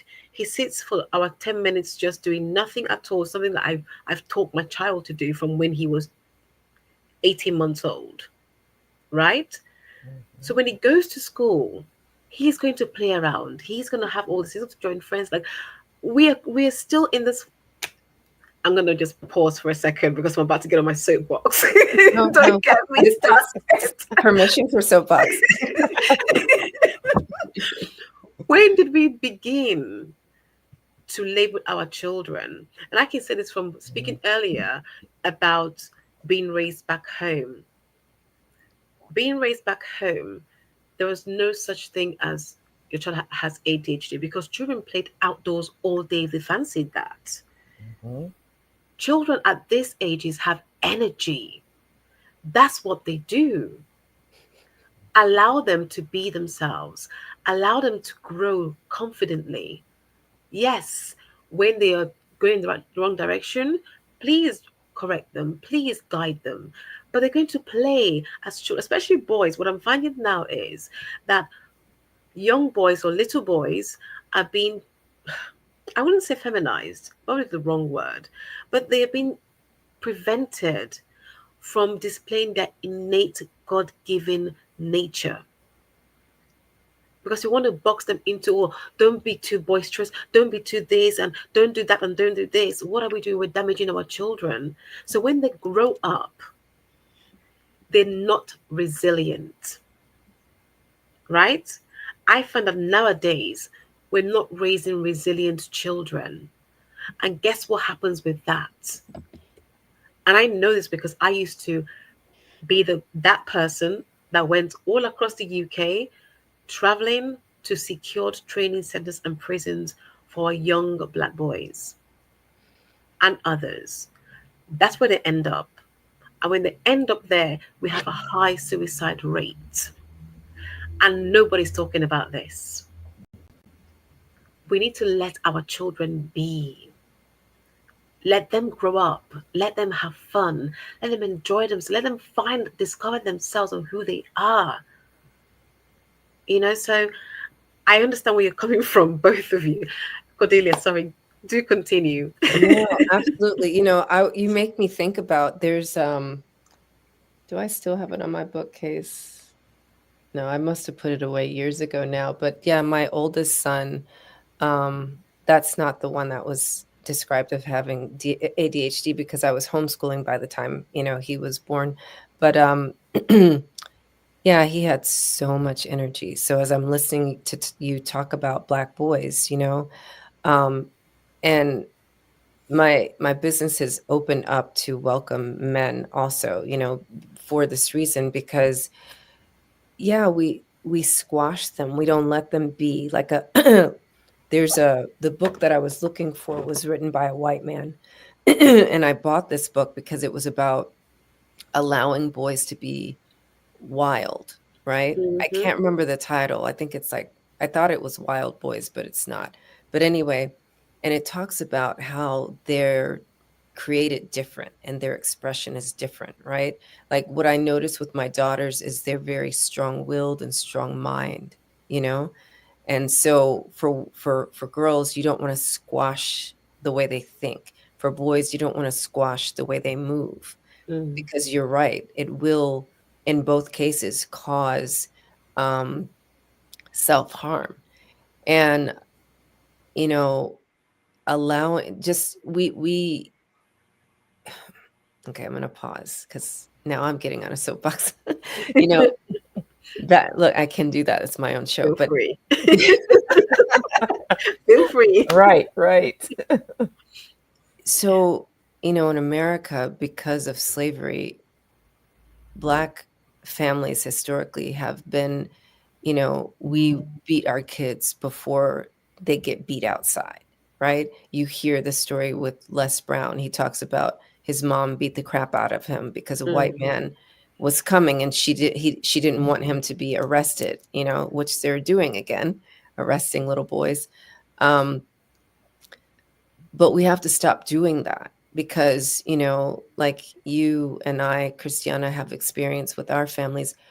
There are some families that actually empower you. You know, we have to go back to knowing that you have a right to exist, right? You, because you're human, you are designed for dignity. And we give that dignity to our children by recognizing, oh, okay, you need to move your body. Where would you like to, you know, what would you like to do? And join them in that, right? We ourselves have gotten so sedentary and fixed that we don't see the joy of, oh, my child, now I can play again. This is your permission to play. This is your permission to explore and know your child and let them find their brilliance, you know? This, I don't think that, you know, telling your kids to stop moving is a form of discipline. I feel like that is creating a prison for them, right? And a barrier for them to find out who they are. It forces them to code switch inside their houses. Mm. And they already have to do that when they leave, you know? And so we're adding insult to injury that's waiting for them, you know? Yeah. That, and I just, that's part of the reason why I chose to homeschool, you know, and I still homeschool. Even for a brief period of time after my divorce, I was told, you have to put your three youngest children in school who have only known homeschooling, right? And to be clear, homeschooling doesn't mean we stay in our house. I hope you guys picked up on that. Like, Yes. we're never home, you know? Mhm. So because like that's how you learn about the world and life is by living and Mhm. interacting with other humans and adults and, you know, different people from different backgrounds. So all of a sudden I had to put these three younger ones in school at my son was 13, my one daughter was 10, and the other one was 6. And so they were like, what's wrong with these children? You know, because they're now seeing their peers who have been imprisoned, right? And so they, for my children, they Yes. were like, I don't know how to deal with those types of humans that are in prison, Mm. you see? And so my two younger daughters, they told me after that first year in school, they're like, I refuse to go back to school. I don't like what they do there. I don't like what they teach us. They have all these drills in case of shooting, in case of a bomb, in case they're like, Mhm. I didn't even know those things were a thing. Existed. Yeah. It's like, why are they creating us? Why do they want us to be afraid of everything, Yeah. you know? And so, as you know, we talk about what people miss and emotional wellness, it's like we really need to examine. We are trusting Mm-hmm. when we send our kids to school that they're going to be educated, Mm. Yes. but what they're being indoctrinated, which is Mm-hmm. the opposite of education. Absolutely. Yes. Absolutely. Do you Yes. know what? I'm gonna touch on what you said. The way you said that our children to exist. I would even add to that. We teach our children to live. To live. It's so important to live because when our children feel like they are living, it's when they can exercise their voices. You know, as babies, the only way and the first way that we allow those that were in the room at the time when we're coming into the world to know that we're alive is our voice. The first yelp, the first cry, the first noise we make means that those are in that world with us in that moment know that we're alive and we're kicking, we're there. But when we experience society, experience the world, we begin to lose our voices because we are raised to exist in the same way that our parents, some of not all of our parents, some of our parents or our grandparents and our upbringing taught us to exist because we were dealing in survival mode, survival mindset. And therefore, what the teacher said, or whoever X, Y, and Z said something, or the doctor, we have this great trust and belief in other people's hands as opposed to our hands. And our children grow up, for those who take the traditional route, and not add anything to traditional route, they grow up believing that existing is the only thing that life has to offer us, as opposed to living is what life has to offer us. And we don't live in a survival mode, because when you live in survival mode, you're continuously making the wrong choices. And for a long time, and when I say long time, it isn't 2 months, 2 years, it's 10 years past. And guess who sees all of that? The children we're trying not to damage, to raise, to show a different life, have now grown up with those isms that we held as children ourselves. And we're thinking, whoa, what happened? When did that happen? Where was I? We must teach our children to live, because by living means we take away the fear. And let's not forget, as children born innocent, they live fearless. Yeah. Until society says, who are you to not be afraid of what I've got to show or teach you? And So then that, we as parents allow them to join the fear wagon. Mm-hmm. We must stop that. My little one, the reason I charged into school when the head of my son's school decided to label my child, or wanted to label my child, I walked in and I said, hey, you stop right there. You do not get to label my child, not now, not ever. So I've watched this nonsense for 30 odd years. It doesn't happen. It does not happen with my child. It ends in this moment, because it's not him, it is your shortcomings. You need to sort out your staffing issues. You need to figure out if you have the right people in this job before you tell me that my child is too loud, too this and too that. I said I've heard it too many times, from my brothers to nephews to cousins to this to nieces. I've heard it all.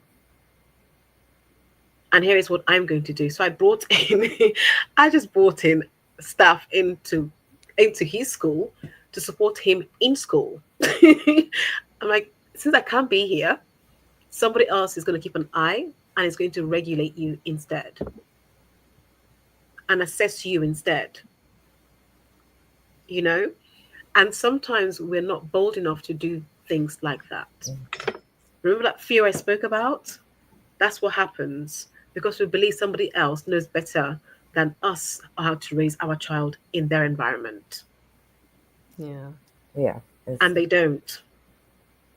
I think that's why I will forever be a cheerleader for Montessori education, because Montessori education provides that environment for Mm, children to evolve into who they were meant to be. Whereas your regular traditional schooling tends to strip away everything that they need to become who God has called them to be. You mm, know, it's a be quiet, do your work. Be quiet, do your work. mhm, Um, Whereas in Montessori, we teach them when there is a time to be quiet and when there's a time to be, as we say, use your outside voice. mm, We provide the environment that they need, but we also explain to them why we're doing something, certain mm, things. mhm, Because with that education, then they understand when I need to do certain things, uh, why I'm being quiet, because I don't want to interrupt the other students as they're learning and doing their work. So I understand now why you're asking me to be quiet. But in your traditional schooling, they don't give that understanding. So children never understand, you know, the reasoning of what they may be trying to do, but they're strictly um, trying to make sure that they provide the education or the information that they were told they need to provide, right? So that takes away from a teacher actually nurturing their class mm, and providing them with this wonderful environment for them to grow and evolve, because you know the administration has them such on this uh, routine of they need to be able to do X amount of information in that whole school year. mhm, And that's where we lose a lot of our children. We're so busy pushing them through school instead of nurturing them and mm, into them becoming who they, have been called to be, right? They're more consumed of teaching them 2 plus 2 than teaching them of their gifts, of their mhm, talents, helping them to discover who they really are. Um, and some of these children grow up and never really understand their gifts or think that they even have gifts, mm, because they want to be, when we think about it, from the time they, you know, get here through birth and the time that we leave this earth, right? People want to be seen. mm, And so many times they're not seen. And so they feel alone. They feel they have to go through this world by themselves. And so at the base of everything is really somebody just want to be seen. Somebody just want to know I have some support. You love and you care about me. You're willing to take me by the hand and walk me through these certain situations and help me to understand certain things that's going on in my life. And so that's why I said I will always be a cheerleader for Montessori education, because it provides an environment mm, for children to learn on their own level, to learn on their own pathway. And mm, it's not anything that's shoved down their throats of what they have to learn at this particular time, because from administration right now it's February and you need to be teaching them this. Well, every child is not the same, and you have to allow them an environment to be um, to grow into who they need to be, who they need for the kingdom. And so that's why I love Montessori education and will always love Montessori education. it's a curriculum thing. Yes, I agree with you completely. It's a curriculum. The curriculum is something that most governments will think that a child needs. But let's think about what a curriculum really means for schools and for children. Who does it really benefit? Because it's not for the children that's being No, it's taught. not. It isn't. The curriculum is a system to keep us in the same system, the same loop, right? Hmm. The same expectations. So we become predictable. They can Hmm. predict the economy. It's Hmm. all a big business ultimately when we think Absolutely. about it. Hmm. That's the reason why we still have curriculum still this day, because for years and years of us speaking about what our children are learning in schools, i.e., nothing, Right. nothing much. Um, why has it not changed? Is Yes. that because there hasn't been better suggestions? No, there have been suggestions, but Mm-hmm. there's a choice because there's a bigger agenda. And Yes. that's why we have to think about how we raise our children, you know, which spaces we allow them to occupy or we expose them to. Mm-hmm. My one thing is, in that being said, is teaching our son really how to navigate the world from the way that we are raising him, because that's the other thing that we've got to consider. When you raise your children in the way you want in your own household, and they go out there and think about the other influences they may have on them when they're away from you, right? Is the other big one for me. And that's something that I believe we have to go into those spaces with our children. We have to guide them even in those spaces, Mm-hmm. so that they get to master how they carry themselves and how they navigate the world without us. Because as parents, we won't be here forever. They will live after us, and we must ensure that we are giving them the tools to That's be able to cope and navigate whichever world that they fit into. You know, Godina, we spoke earlier on about me starting beginning life with an African accent, and then because having this accent now, it's almost like a chameleon. So I can still rocking, and I'm very blessed that I have the ability to speak languages.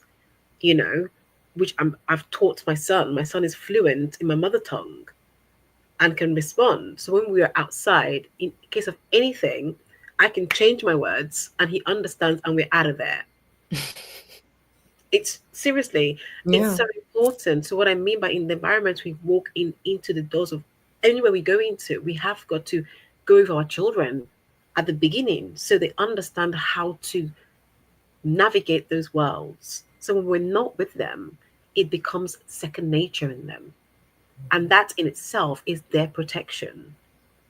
You know, absolutely. it really is their protection. And I do agree that Montessori education is one that gives children the ability to be flexible, but to also really be Yeah. themselves, Yes. understand who they are. So what I do Yes. know with my child is he's in part school, part nursery, and then part mummy. So he has three different spaces, right?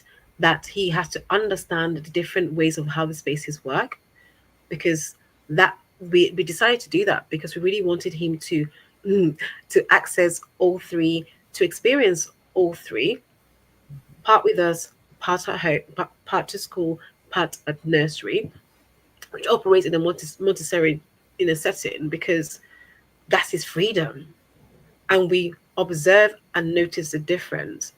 And right now in my household, we're discussing, do we remove him from the school environment completely, or do we leave him there for a bit longer and observe him and see what impact that has on him in comparison to, nursery setting? So we as parents and we as people have got to really access and take the opportunity to help our children to grow, to help them to become confident, you know, to discover themselves. Because we say, oh, they're only little, they're only like 3 years old, they won't know.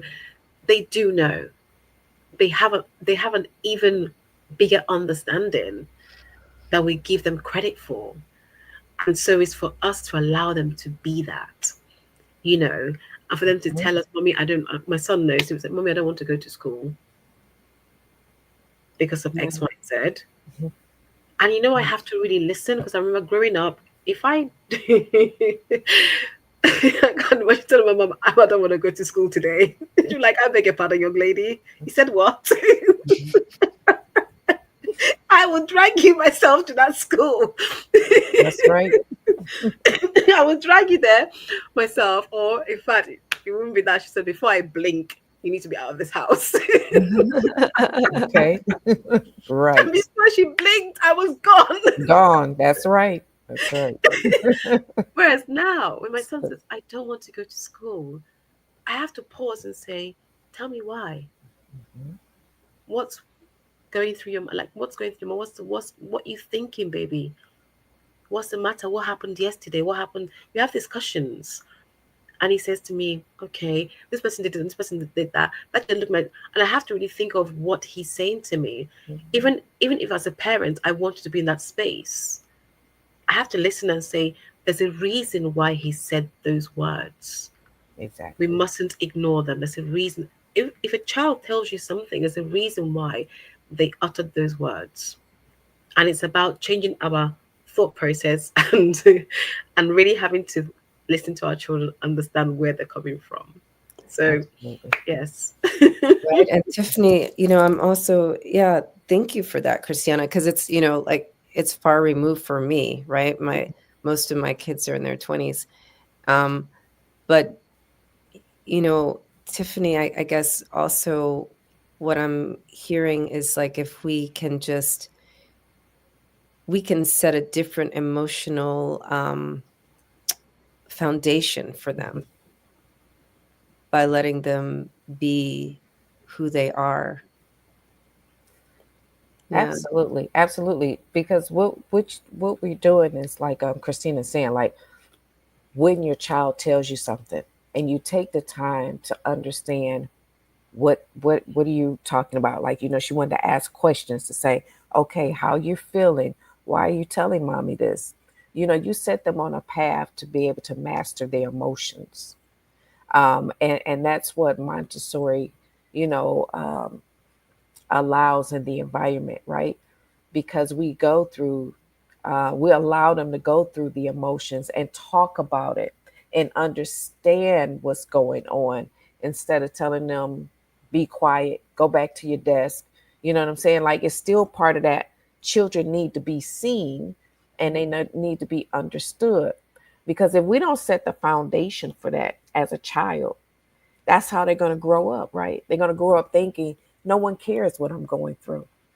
This is where secrets start to grow, right? Mm, Because I don't have anybody to talk to. I don't have anybody to tell this to because the adults in my life ignore me when I say something. They don't take time to sit down and ask me why. Why are you saying these things? What's going on, right? And so, if we could understand that as the adults, right, then we can set a stronger foundation for the children to be able to have control of their emotions, understand their emotions, and process their emotions. Okay, because that's the big part right there is process. And as adults, we don't know how to process our emotions, right? We have grown up tantrums, right? Because we've never been taught how to process and understand our emotions. And so you're absolutely correct. Yes, it starts as a child. Yeah. So, how do we reparent ourselves to be better parents? That's a good one. I think I so for me, learning, I think I had to really question my parenting, right? Especially once I became educated with Montessori. Once I went through that training, I really had to take a look at my parenting. Um, I think for it to be a global thing, it's got to be more teaching people how to be parents. No, nobody got a handbook when you became a parent, did you? Did No. you get instructions? No. We just got the little no. person and we're Right, you learning just them got the as we little go. person. There was no instructions with the little person of how to take care of that particular little person, right? Mm, And I think it's got to be a global parent class, right? We've heard about parent classes or whatever, but we have got to make parents aware of how to parent their child. And it's not a one size fits all. It is individualized and it's customized to that particular child. Because we know as parents, If you have multiple children, okay, you know that I can parent this child this way, or I can treat that particular child this way. You understand that they are different. And Right. so as a parent, there's different ways I have to parent each one of my children, right? And so I think it's making parents more aware of how we need to parent our child, and that we have to release a lot of things that we might have seen growing up, that we've picked up on, and we've tried to use those tools and those strategies to parent our children. But with each generation, it's a different thought pattern, it's a different mindset, it's, you know what I'm saying? And so we have to adjust our parenting. And that's another thing I don't think we realize as well. With each generation, there's a different style of parenting that needs to take place.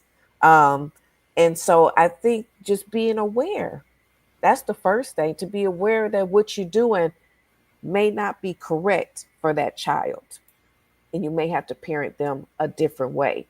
And to just bring it back to the ADHD, right? It's teachers, and I think parents as well, have to understand that the way you're teaching or the way you're parenting might not be the correct way for that child. And not that that child needs to be put on medication, you Mm. know, to help him to be quiet, and more reserved in class, but that one, they might need to be a different teaching environment for the child. And not trying to even say that that child is special. It's just Montessori might be the better way. Mhm. There's different teaching styles, right? Yes. And so Montessori might be a better way for that particular child to learn.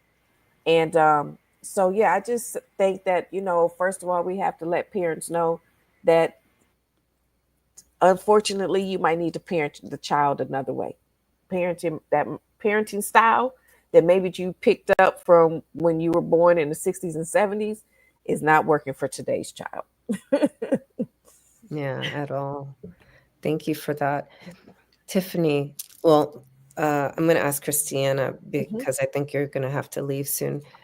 Uh, two takeaways that you would want to share before you go, and then the same question for you, Tiffany.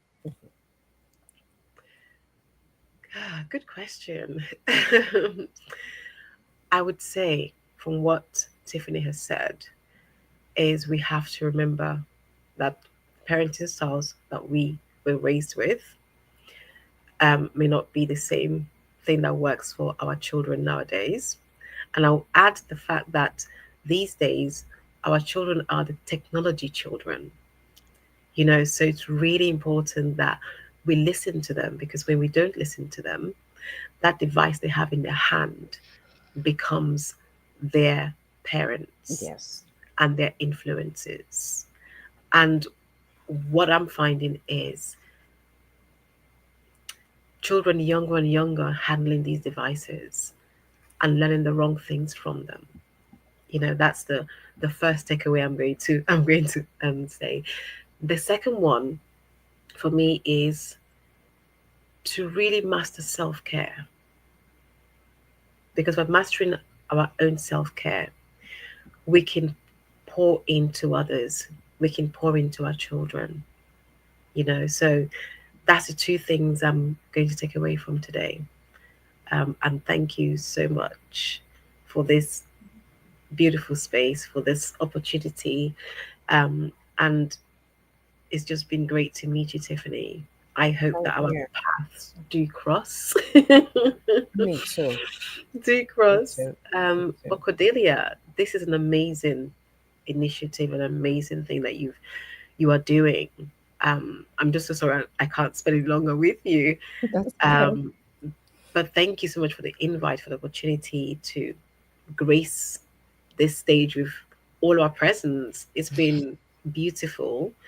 Um, and yes, let's just continue to be ourselves, be the beautiful, phenomenal women that we are. And as I like to say, is as you rise, lift others. Yes. So Right. that's my takeaway. Thank you. Thank you so much. Thank you for being here and for everything that you've shared with us. And definitely, you're all connected because you're all in the same email. So feel free to have private, exchanges. Thank you. Absolutely. And I've put your information in the chat for those of you who are viewing and listening, at least on YouTube. You'll see how to connect with Christiana on LinkedIn, and I've put Tiffany's email in there as well. So, yeah, Great. Amen. Thank you. you're welcome. Thank you so much. So I'm going to say bye for now. Okay. And I look forward to seeing you guys soon. Thank you so much. You're welcome. And take care. Thank you. Bye-bye. Thank you. All right. Bye for now. Bye-bye. And Tiffany, I'm wondering if you can stay on because Sherry will be joining us soon. And she'll be talking about what people miss for women over 40. But with, our time together until she comes, please share anything more. Like, I know that you have the Every Dot Black Health Summit coming up, and anything you want to share with us. Yes, so we do have the Every Dot Black Health Summit coming up, which I'm excited about. This is our third annual. And I have been honored to be the event coordinator for 3 years for the event. We have some wonderful speakers that's going to grace the stage on our third annual event. And so it's going to be March 29th. It's going to be from 2 to 5. I'm trying to think. It's going to be from 2 to 5 on March 29th. So it's free 99. It does not cost to come. It's going to be on Zoom, so you don't have to get in your car and drive anywhere. And what God put on my heart, because each year I try to just ask God, what is the theme? What do our people need to hear? Right? And so what he placed on my heart is that people are very anxious right now, and they're stressed. And so with all the changes that have been made even recently, right, that people are wondering, what does that mean for me? What does that mean for me as a business owner? What does that mean for me just as a female, or, African American, or, Asian American? I mean, you know what I'm saying? Like, everybody is just kind of like, what does this mean for me? And having a lot of stress and anxiety. So those are the things we're going to touch upon in the summit, right? Is showing people how to thrive, okay, and overcome all of the stress and anxiety that you're having. But how do we thrive in the midst of all of this? Okay, so that's what the summit is going to be about. So if they're interested, they can register at ebhealthsummit.eventbrite.com. EB Health Summit. Mm-hmm. .eventbrite.com. Okay. .com. All right. Yes. So, and we have our wonderful Cordelia that's going to be a part of it as well. And so we're excited. We're excited to have all these beautiful and amazing speakers that are going to come and share wisdom with everybody. And so I'm just super excited about it. And I hope this is something that will be ongoing, that people will have a place where they can actually come and get information and strategies and tools on how to navigate life, right? Because life be lifing. It does. Yes, that is happening. Every Life. moment. So, and we need that, because where do we have to really go to get strategies and tools? And like I said, it doesn't come with an instruction book on first how to parent your child, and then even have to, how to live life, right? Yeah, right. we learn these things as a child, and unfortunately, we learn things that are not very good for us, and it's not going to help us. Excuse me, it's not going to help us to have a life that we are thriving in. At all. Yeah. And so that's why we end up having these conversations about what people miss. Yes. Because like we've been going through life and it's just like, I feel like there's a better way. Yes. Yeah. Absolutely. Absolutely. That's how I got to this point that I'm in right now. Is it's got to be a better way. It's got to be more. It's got to be more. God, show me what else I need to be doing to help, my community. Yeah. And I love, you're a beautiful example of what gentleness and softness looks like. And I feel like that's something that women have moved away from also, Mm, And what people miss about gentleness and softness is it's really um, a presence, It's more yeah. of a presence than the loud, distracting way of being that is encouraged, for people that go to conventional schools Yeah. as opposed to like a Montessori school. And I didn't even think about that until, I was reading a bit of your introduction. I was like, you know, I went to Montessori. Maybe that's, a part. I mean, my mom was also very gentle and soft, but she Mhm. wasn't when she didn't, she was also the other when she needed to be. Right. But, it's like in my dealings with people, I have a certain way of being, and Montessori kids are different. Like you can spot a Montessori kid as an adult, Absolutely. Absolutely. And that a lot of it goes towards to the fact that we teach them how to, respect one another, how to deal with conflicts. Yes, and even at that young age, you can teach them how to deal with conflicts. Um, a lot of loving environment. And like I said, excuse me, my children knew that I saw them and I saw what they could become and I saw their greatness. Like my tagline for my school was, teaching our future leaders to reach greatness. Mm, And so that's what I was passionate about. And with Montessori, it teaches you to pour into your children and guide them through their learning, not force things to, down their throat, excuse me, but to pour into them and to guide them. And that's why the whole environment of a Montessori school is set to help them to learn on their own, independent learning, yeah. right? So it's not really the circle time, and it's circle time, and now you have to sit down and you cannot move through circle time.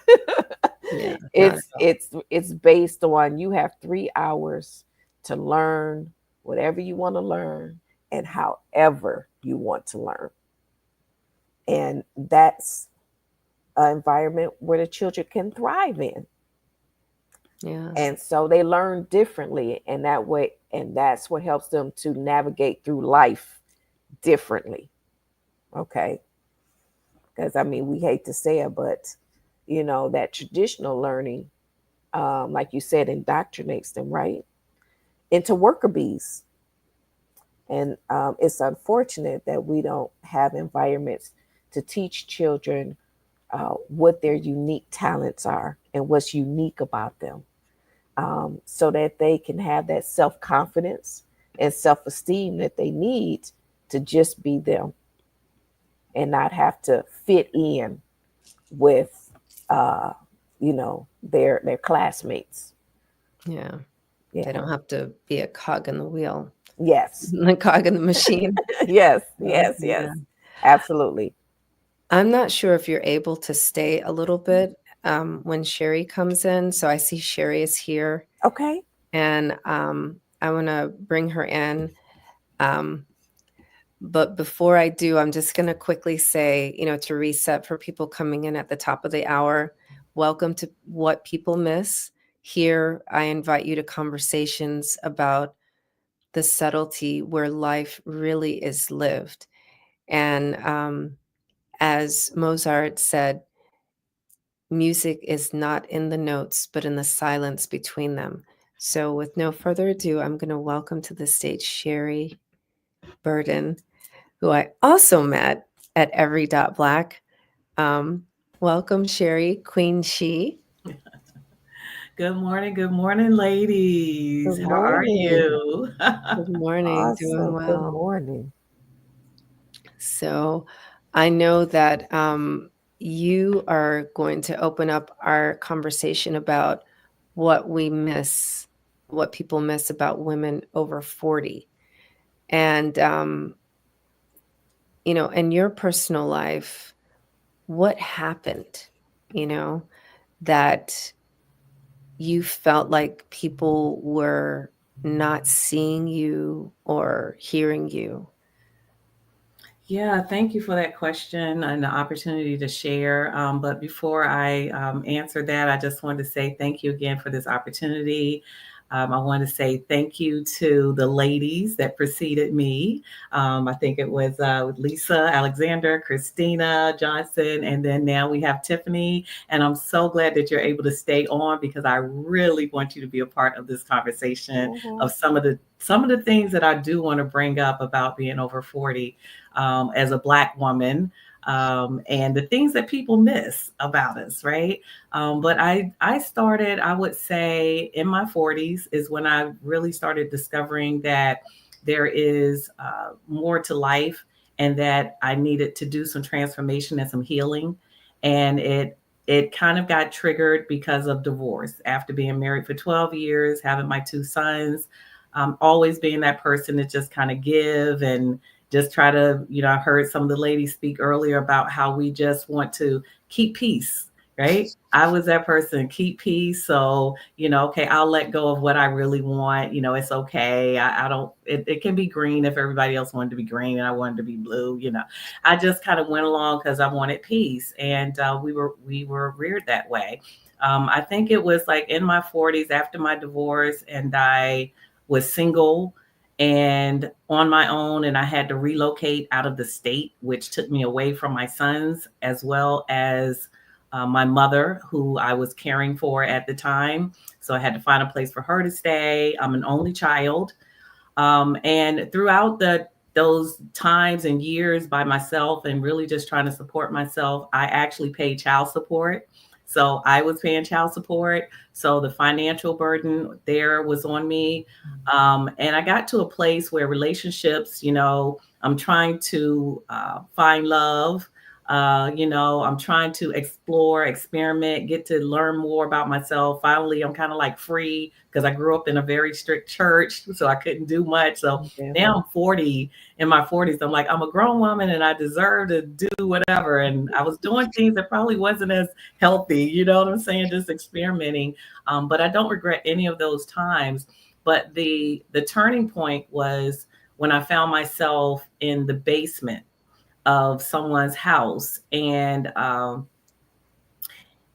was contemplating suicide because I was just surrounded by all my belongings. I was in my mid 40s, late 40s, and at the time, and I still hadn't found love. Had just gotten out of another relationship that I thought was going to last. My sons were doing fine. My mom was doing fine. I just felt like, nobody really needs me. They're not going to miss me. So why don't I just, contemplate, maybe I don't want the suicide where they know I committed suicide. So let me think of another way of maybe I can just take my car and go into the opposite lane and, hit a truck, right? Something like that. And immediately when I found myself in the basement, no windows, the mattress was on the floor that I was sleeping on. I was making six figures. All of these things, the critic was all in my brain, like, you're not going to make it. You don't deserve any of this. Nothing's going to change for you. You're not really needed right now, right? Everybody's doing fine without you, right? And no one knows where you are right now. Like, you're just in this deep, dark room with all of your belongings around, all this clutter.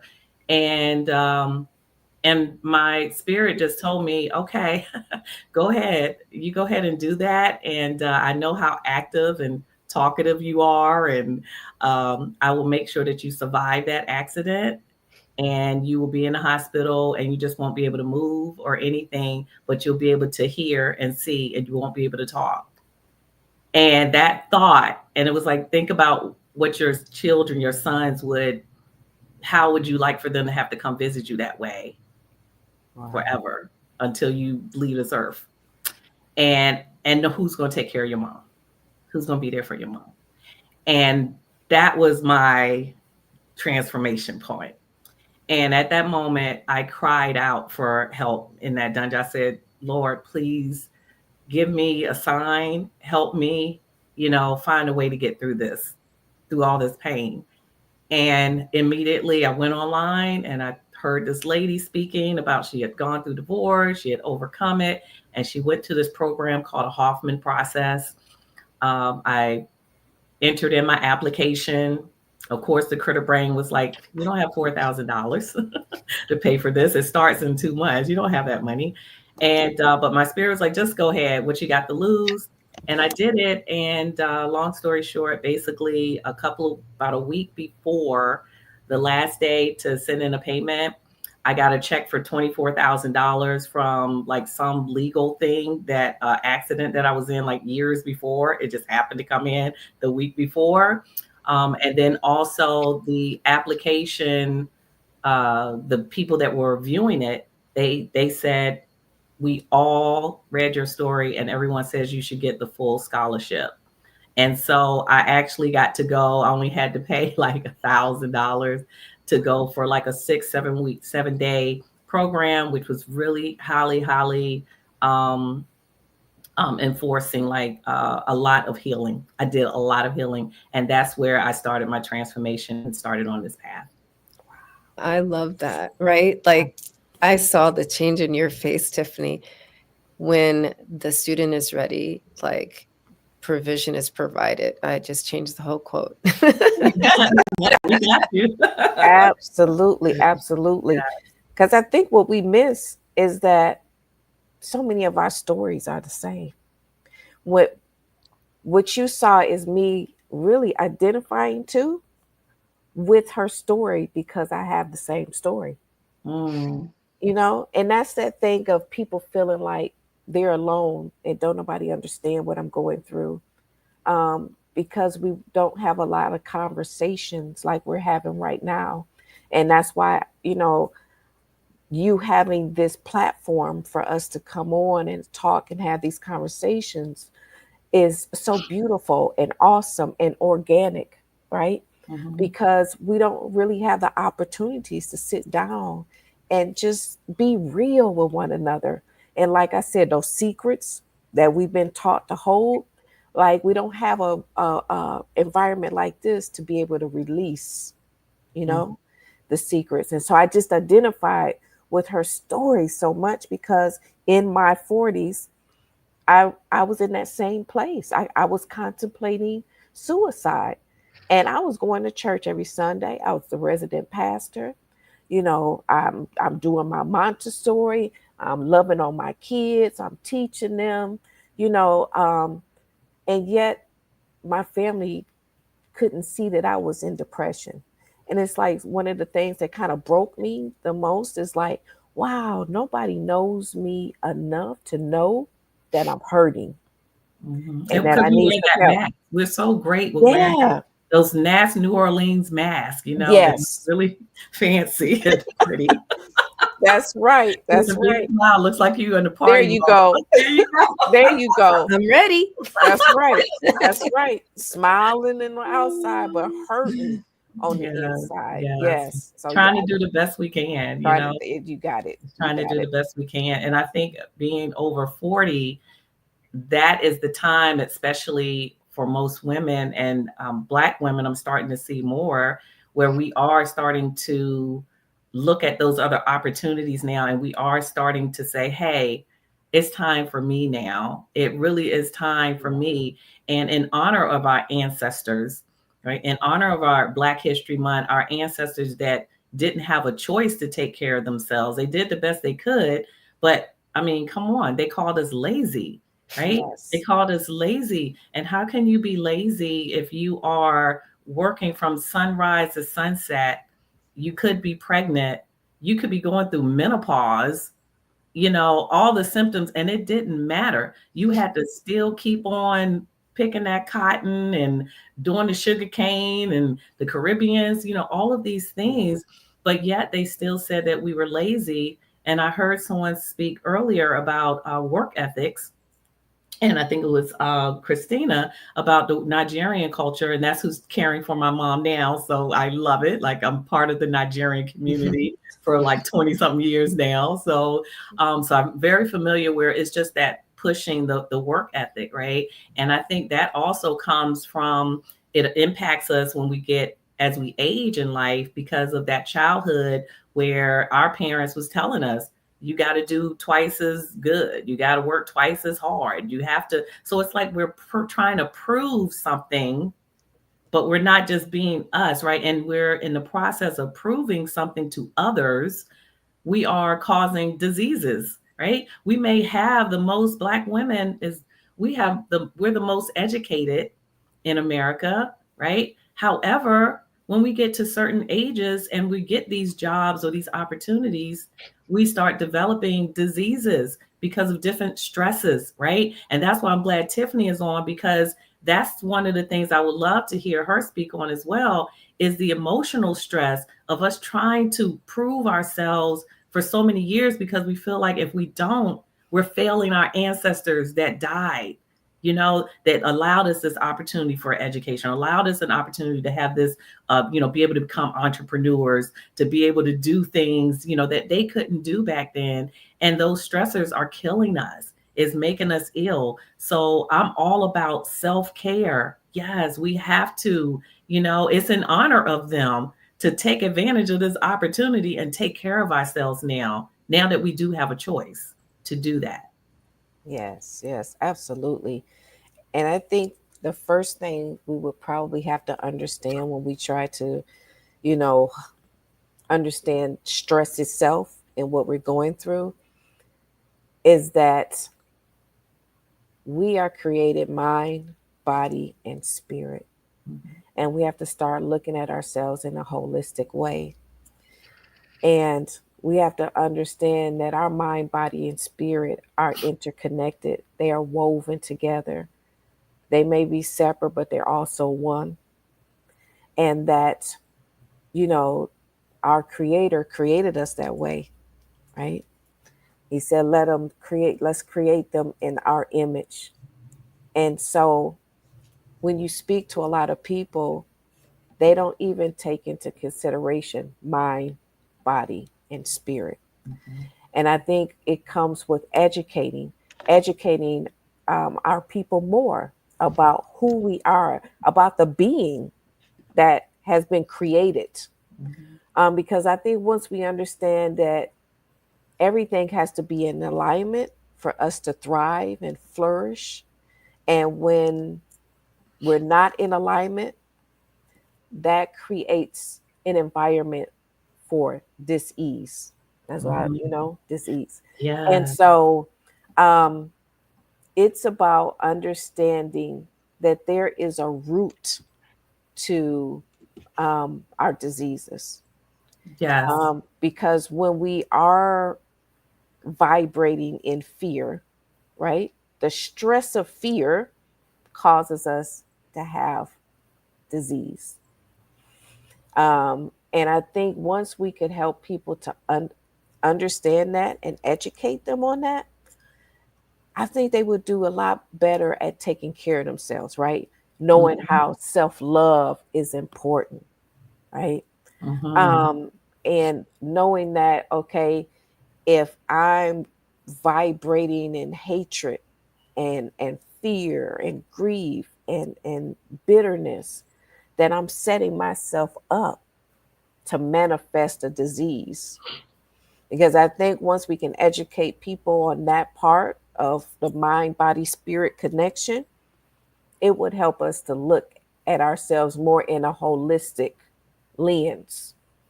and Right. not just the fact of focusing on what we're going through, but trying to understand the wholeness of what you're going through, Yeah. and where it started, where it came from, and then how do I heal from this situation? You Fidelity. have, you have access to, attuning yourself, like you were saying. You can vibrate differently, right? You can attune yourself to the frequency that you truly desire to be in. For Yes. me, I chose joy, so to your point too, Tiffany, like I resonate with your story too, right? I initiated my divorce when I was 48, right? So, we're all, you know, choosing something different for ourselves. Yeah. And in that choice, many things happened. There were many experiences that I had. And I was like, oh, okay. Just like in my marriage, where I decided I'm not getting nurtured the way I desire. So I created self nurturing for myself. After my marriage, I was like, I'm not experiencing a lot of joy. I'm going to attune myself to the frequency of joy.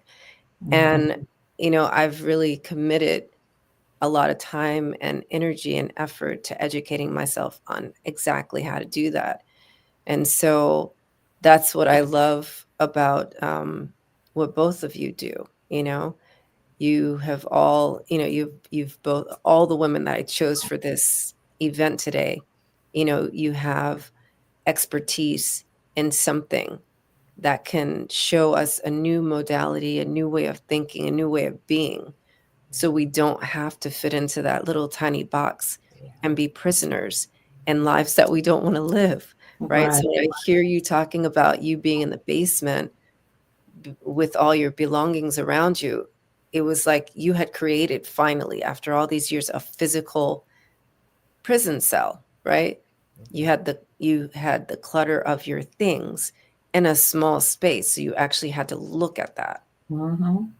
Yeah. And I think, and the thing that triggered another important fact that triggered that moment for me is because as a child, as we go back to like how things as a child impacts us throughout life, unless till we get to that point where we notice it and become aware and say, oh, I need to make a change, or we need to break the generational curses. That's what we call it, right? Is that I actually lived in the attic of my grandparents' house throughout my entire childhood Wow. with my mom in the same bed with no bed headboard or footboard, surrounded by clutter because my mom, with her mental illness, I'm an advocate for mental health as well. And from her mental illness, it was just a lot of clothes on hangers, a whole bunch of extra clothing on hangers and things all over. No, just a makeshift, closet, not no real closet. It was the attic. And so I think that's what really triggered, excuse me, when I found myself, okay, I was in the attic, now I'm in the basement. Like, what the heck? Where else is it to go? You know what I'm saying? It's just like, what is this message here for me? So that really triggered me. But I think I also want to point out that, we was talking about where alignment, right? We have to be in alignment. And I heard choices, right? We have to make a choice, right? We have to get to that place where we're ready to make a change and make that choice. And each of us got to a place where we made a choice. So once we get in alignment, one of the areas that I focus on and I start with is the mind, Tiffany. I start with the mind. And that's why, I wrote my book is about decluttering the mind first. We have to get rid of those beliefs, the things that people told us when we were young, me feeling abandoned because my mom was ill, so she wasn't really there in a car accident because of that brain injury. The same week my father passed away. So all this happened when I was 5, and as a child, and I heard earlier also is that people don't really, there's no emotional processing that I was able to do. I didn't get any help. It was just like, that's a child, she doesn't need to know. Nobody needs to talk to her about what's really happening. But I felt like, where's everybody? What happened to my mother? She's not the same. where's my dad? Like what is going on? Why am I living here now permanently up in the attic and it's not the same and I don't feel the same kind of love and affection and all of that. So I really focus on, I truly believe, like the mind first, right? Getting rid of those becoming aware of the patterns, right? Like what are the patterns? Because sometimes we don't even know like why we do what we do, but it's because of, it could be because of childhood, and then it could be because of generations before that they got passed on, right? When we dig a little deeper into, cellular stuff and DNA and all of that. So, it could be so much deeper. But I think another thing as far as for Black History Month is that even with the definition, the stereotypes of Black women, right, in America, some of the names that we've been called, about 10 years ago, Essence magazine reported that there was a lot of negative imagery, which we still see today. We've been called welfare queens. We've been called baby mamas all the time, right? Angry Black women. So anytime we have to be careful how we respond in a meeting or respond around different races, because we don't want to be seen as the angry Black woman. And then being called like sexually promiscuous, right?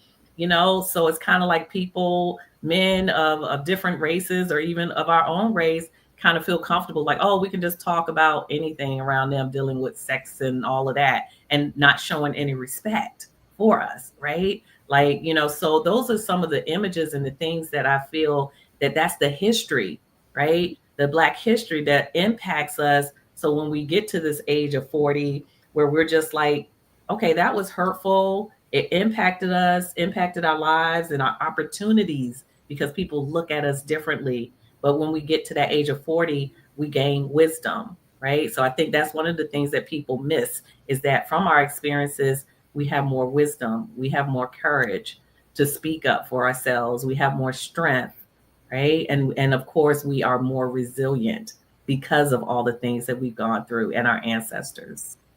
Yeah. Wow. So much there in what you shared because, I I would say that the main thing that people miss is that we are human. All Yes. the things that you just listed, it's like we're humans and we are worthy of dignity and respect. Mm-hmm. And, they don't have to wait until we're 40 to do that. They can do No, that. But, not at all. if they choose to wait until then, just recognize that the response that you'll get is not going to be the same one that we would give at 20, right? No, or back in the 60s. Yes, Right. or that. It's Right. not going to be the same response. We don't have a problem with saying no now, right? It's no, I'm not going to do that. No, I'm not going to. I don't want to go there. I think there was something I read about Michelle Obama, or someone was mentioned. Was that? Did Mhm. somebody mention that earlier? Lisa was Yeah, saying that yeah. Michelle Saying no. Obama didn't go to Jimmy Carter's Jimmy Carter's. service and stuff. Yeah. So yeah, it's just like we are in a different space now.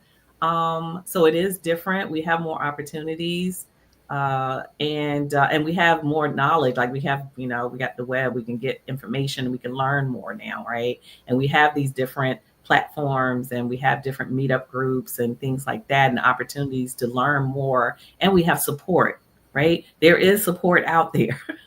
There's a lot of support out there. And what I'm realizing is that I have a meetup group here in Raleigh, North Carolina, and out of the 360 ladies that are members, it's amazing how they want they want the help. Like they see like, oh, okay, yes, I want to look and feel fabulous, right? But when it's time to do the work, and it's like just simply attending a free call, or if you got to pay $5 for a call, they don't show up for themselves. And that's the area Right. that I'm trying to understand. How can we get our women, over 40 to really make time for themselves and know that they're worthy? They're worth it. And it's going to help them in the long run. Absolutely. Tiffany, what are your thoughts on that? Yeah. Wow, it was so many things she was saying that I was just like, oh my God, yes, yes, yes. Amen. Uh, um, you know, first let me say this. Us knowing that we are supernatural beings having human experiences, right? And once again, like I said, it goes back to us understanding the mind, body, spirit connection. And the environment that we have now, the generation that we're dealing with now. And it's sad, but so many of us have this kind of microwave kind of mindset, right? We want things to instantly Yes. happen. And that, to me, that has affected us putting the work in to get to where we need to be, right? To thrive, to flourish, to be that fabulous woman that we want to be. And, the social media now has even impacted the way we do things, the way we feel. We see all these, maybe beautiful women in our mind, and they're this set or they doing this, and wow, they got it going on. And they And so, filtered. yeah, uh-huh. And And so they Photoshop. don't realize that that's the highlights, Yes. okay, the highlight reels of these Mm-hmm. people's lives, Mm-hmm. that everybody goes through ups and downs, okay? And so they just instantly want their life to look like the people that they're seeing on social media. Mm-hmm. And they don't, like I said, they don't realize the work behind your goals, the work behind uh becoming who you really want to become, right? Mm-hmm. Like Ayanna Van Sant says, do the work. You got to do the Gotta do the work work. to Mm-hmm. become who you really want to become. You got Yeah. to evolve, right? So Mm-hmm. doing the work means what? Putting ourselves in the right environment. It means uh, so, being with the right people, right? Being in the right Mm-hmm. company. Mm-hmm. That affects your mind as well. Exactly, Right? right? Start with the mind. It might mean Declutter. you might have to disconnect for some people. Declutter. Okay, the Yes. clutter. Okay, the clutter in some of our relationships. Okay, Mhm. we keeping the wrong people around us. That's not allowing us to evolve into that person we really want to be. And so it's just once again, it is awareness, it's education, it's trying to get these messages out that we're talking about today to a bigger platform so that we can help our women Mhm. as far as having the life that they want, right? And that is possible, but you gotta do the work. You Yeah. gotta do the work. That's the only way it's going to manifest is if you do the work. Yeah. And so, on the topic of doing the work, I'm going to implement some bio break here for us because, like Oh, me and Tiffany, we've been here for a minute, okay. and also for like our viewers and listeners, and even for you, Sherry, let's do a little bit of movement and breathing just for a second. Mhm. Because I'm like, I've been sitting so long and I'm not used to that. And So, I'm all energized and Me ready to too. You see go. me, I'm like, what we doing? yeah. So I, you know, I want to move our shoulders a little bit, right? So let's just begin the movement by inhaling. And as we exhale, we'll just move our right shoulder away from the front. So, and it's just a pulling away from the front, very gentle movement. And then just inhale and move it towards the front. And exhale with your mouth. Now we'll do the other side. Pull away from the front. And then inhale and exhale, pulling back towards the front. And let's stay on this left side with pulling away from the front. What I like us to really experience is just that, not stretch, but allowance of the gentleness, and letting our shoulders down as we exhale. And even as you inhale, and our left side is where most of our heart lives, So just as you're exhaling, feel the love and the gentleness, and then the pulling away and the releasing. And then as we come back to our right side and pulling away from the front, think of it as releasing other people's stuff, because the right side is related to our responsibilities. Like right now, just in this moment, be responsible for yourself, to yourself. You were talking about self-love. So for me, and I'm going to move my computer so I can stand up. We do the same thing with our hips. And just move the right hip back. And then the left. Look, I have a little bit of snap, crackle, pop. That's how long I've been sitting. It's like, boing. So yeah, pull that right hip back and then pull your left hip back. And just really settle into your bones as you're letting it land, right? So you can make like a little semicircle with each hip, the right hip, and then the left hip. That's a new TikTok dance. Huh? A new it could be, right? Look. Motion. No, yeah. And just, raise your hands and allow them to go to either side.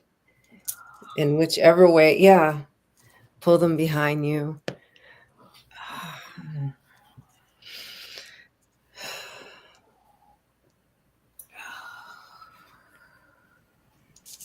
So, and shake it out a little bit. It feels good, to just move a little bit sometimes. When I was setting this up, I was like, oh, you know what? Maybe my commercial breaks have us dancing to songs, but I'm streaming on YouTube, right? So I'll get tagged, I'll get pulled for the copyright of playing someone else's music. Oh, yeah. And then, so like there's all these legal things that I can't do, but I can do in private spaces. So I'm grateful for that.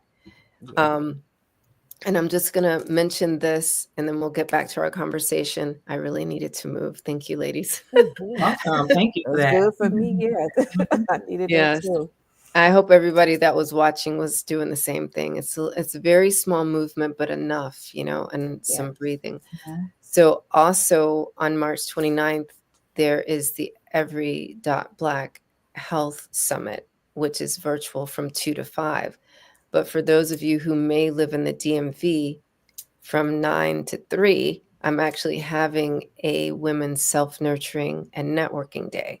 So the little bit of movement that you just saw me do, you can be in a room with music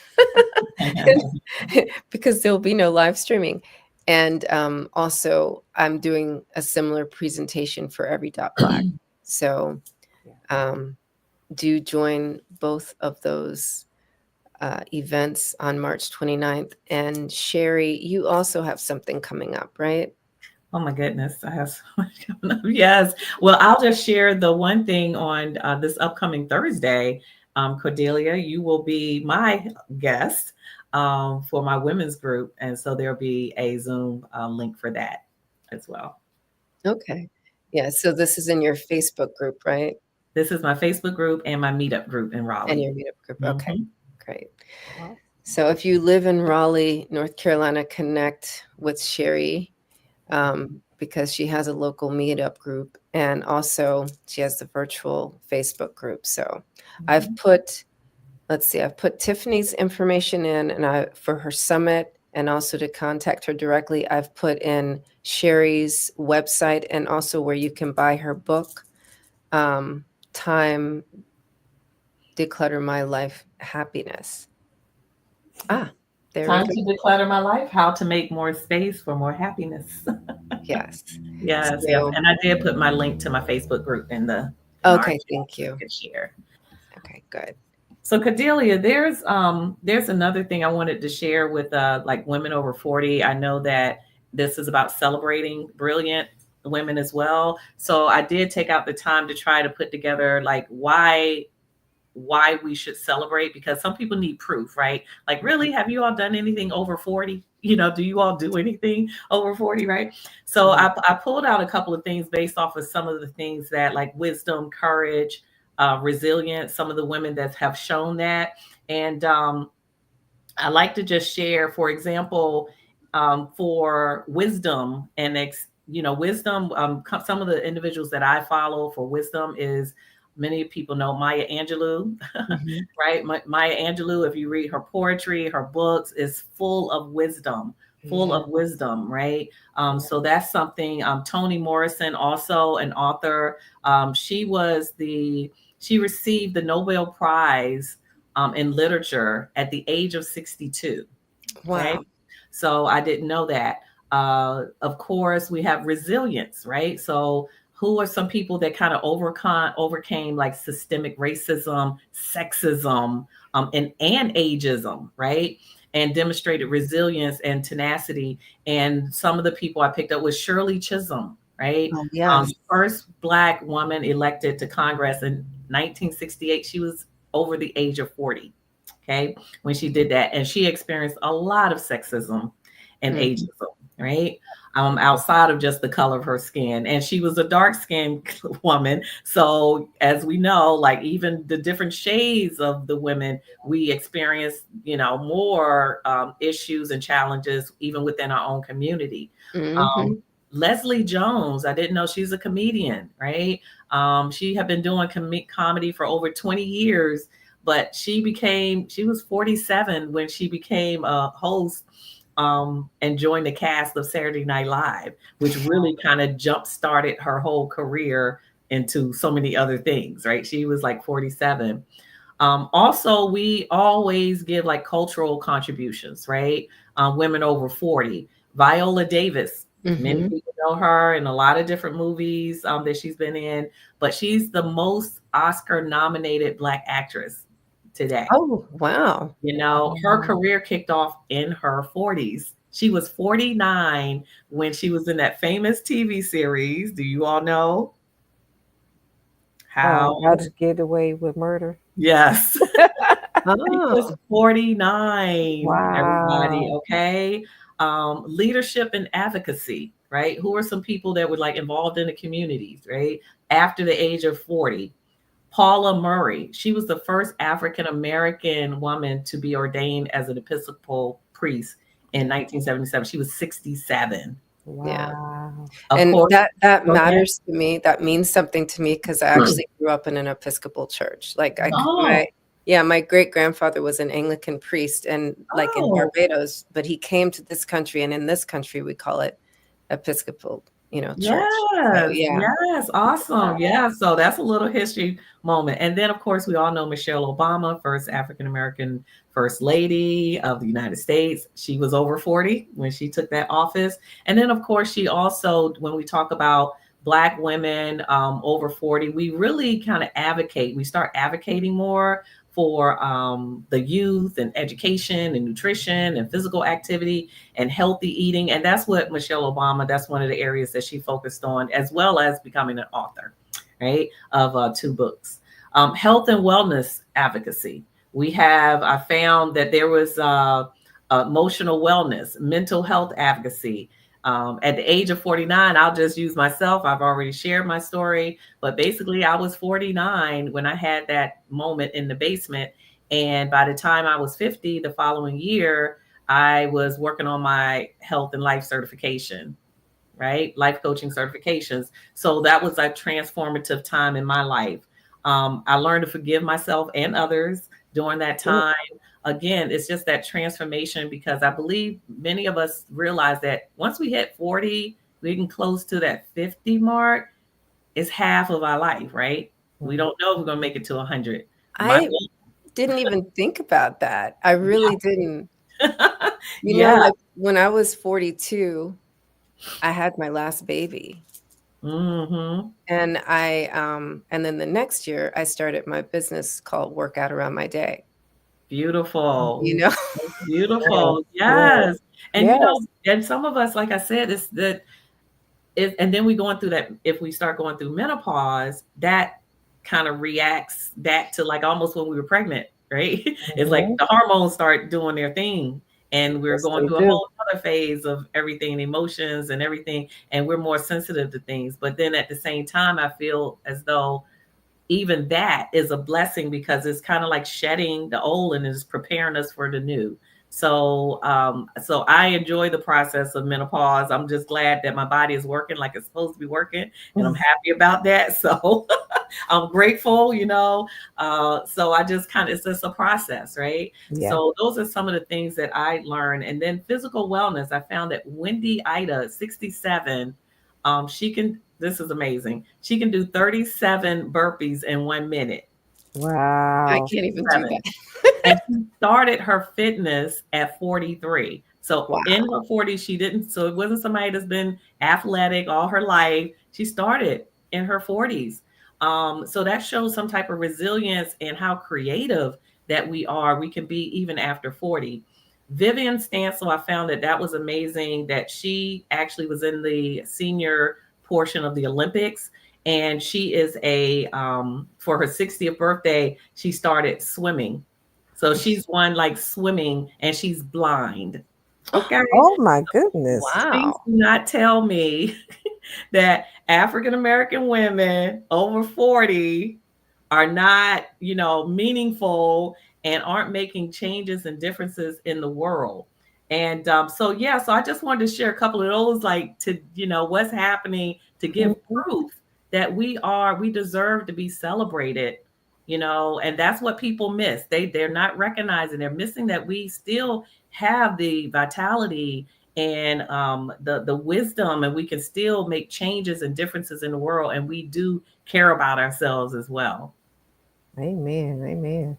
I And I love think that. that, oh, I'm sorry, go ahead. No. I'm just Mhm. saying I love that list that you compiled, and I love that you mixed people that we know, Mhm. right? Toni Morrison, Maya Angelou, Mhm. and people we don't know, you know? A lot of people, I was surprised people didn't know about Shirley Chisholm, you know? But there's a lot of people that don't know about her. Um, but that was a powerful list. Thank you. Tiffany, Yeah. are you going to say something? Yeah, tell Um, us. I was just gonna say it's I think we're not celebrating ourselves because we're not celebrated, globally. When we think about the African American woman, we kind of on the bottom of the totem pole, right? Mhm. Um, we get so much negativity thrown at us until we don't even think about celebrating ourselves. And so that was wonderful to bring that information and share it with us. And to see also past 40, it's not over. You No. know, Mhm. we're not taught that at any time in our life we can reset. We're not taught that. Mhm. We're taught you go get it, you go to school, graduate, get a degree, you go to work, you work, for all of these hours. I mean, excuse me, all of these years, Mhm. and then you retire. And, and then you just, sit at home and that's your life. And it's like, no, if there's anything that I could say to help those that are listening Mhm. today, is that at any time in your life that you are unhappy, you can reset. You Mhm. can change your circumstance, you can change your situation. It doesn't mean that it's over. It doesn't matter how old you are. you can reset. I have a cousin who is, I think she's 67. She's actually the cousin who named me. So they had some, what you call it, I guess, bet or whatever that whose ever birthday was closest to mine when I was born, they got to name me. Oh. So her birthday was closest to mine. She got to name me. So that's my beautiful cousin. So I always remind her that, yeah, you got to name me. So glad your doll was named Tiffany. And so, but she is, I believe, 67. And she is, to me, living her best life. She is doing something she always wanted to do. She wanted to do commercials, and she is out there getting booked like one after another. She was on one of the national commercials of Disney. Wow. She just booked a commercial with Mazda. She's doing another, I think it's a big restaurant, I think in California called Norms. She just did that one. It's just every other day I'm seeing something where she said booked it. And I'm like, come on, do that.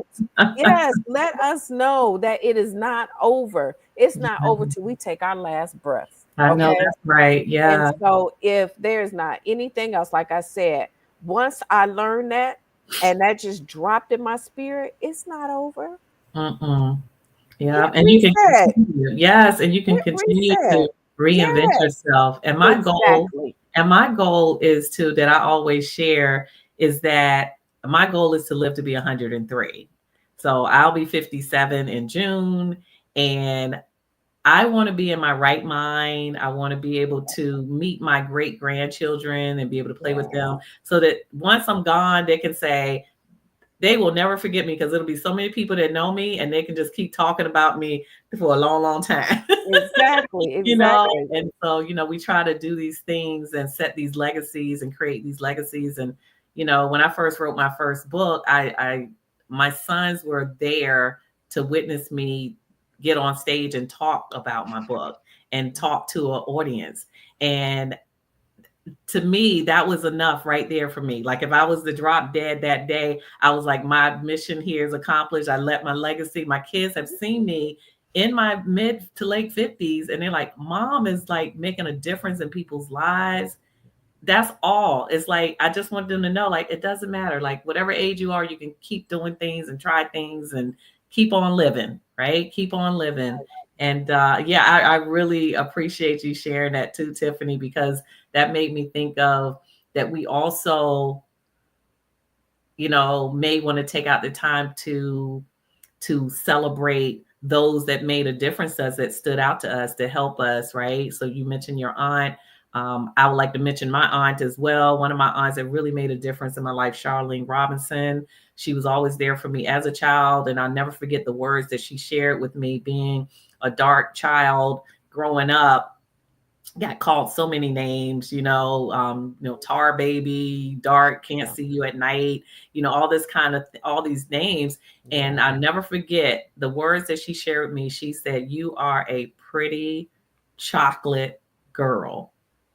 And that was something that from that point on, I didn't care. It didn't bother me. People could call me whatever, and it just rolled right off my shoulder because I kept telling myself. And like you said, Tiffany and Cordelia, it's like it's in the mind, right? Once somebody plant that seed, and that's all we're trying to do, right? We're trying to just plant some seeds in people's minds. Like you can make a difference. You don't have to suffer, right? You don't have to suffer the way you're suffering. There's ways to get out of it. And that's all we're trying to do is plant these seeds. So I'm grateful that my aunt planted that seed because that did help me get through not leaving this earth even sooner. You know what I'm saying? From knowing that somebody cared about me and somebody, like someone, I think Tiffany said, they want to be seen.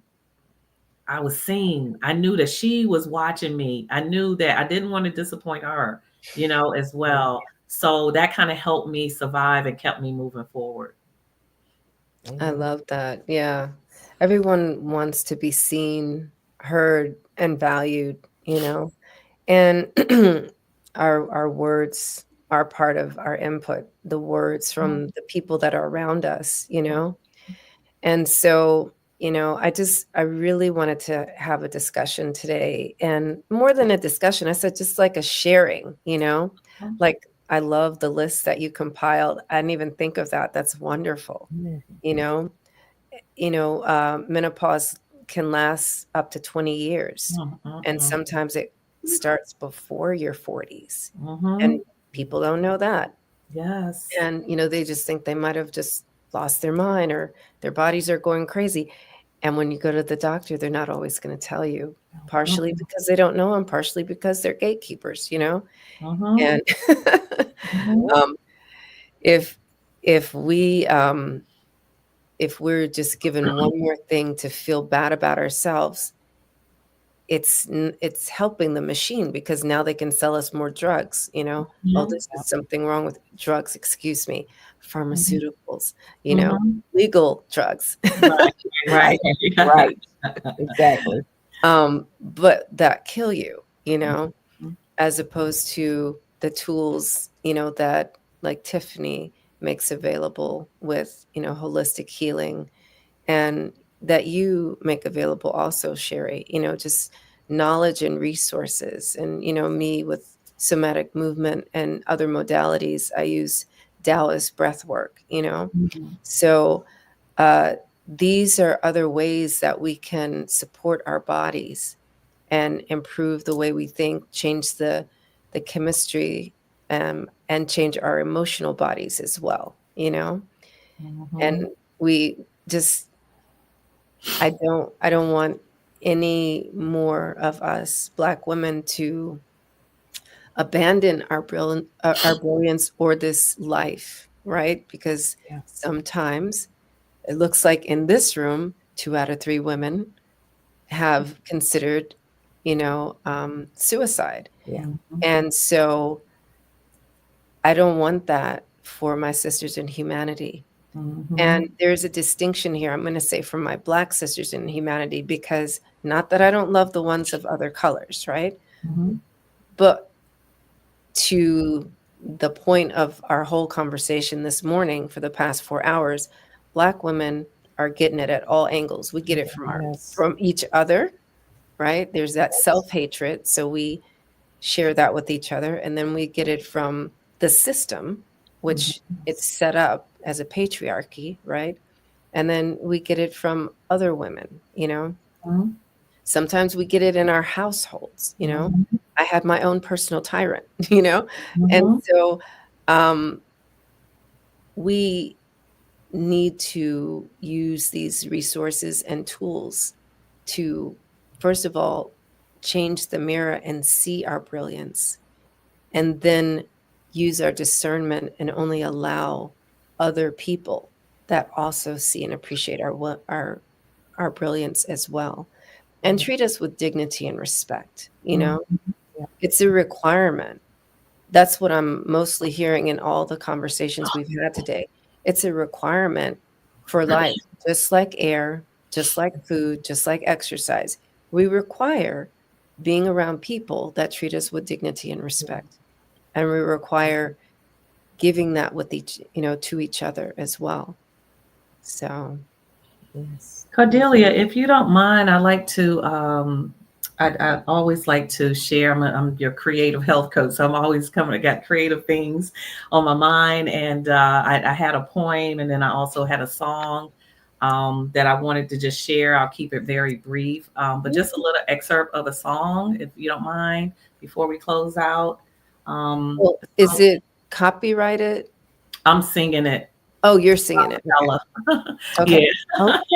Okay. Live entertainment. Yay. No problem. Okay, so yeah, I am a recording artist as well. I sing. So Wait a minute. I don't remember seeing that in your bio. Did you keep that out of there for me? I thought it was in there.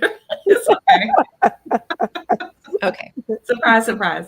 Thank you. So yeah, this is a song that I found that, and I'm just getting over a cold after a week, but I think just listen to the words. I thought it was really relevant to what we're talking about today, and just, the strength and courage and wisdom of women, right? And sometimes we don't even recognize our own strength, right?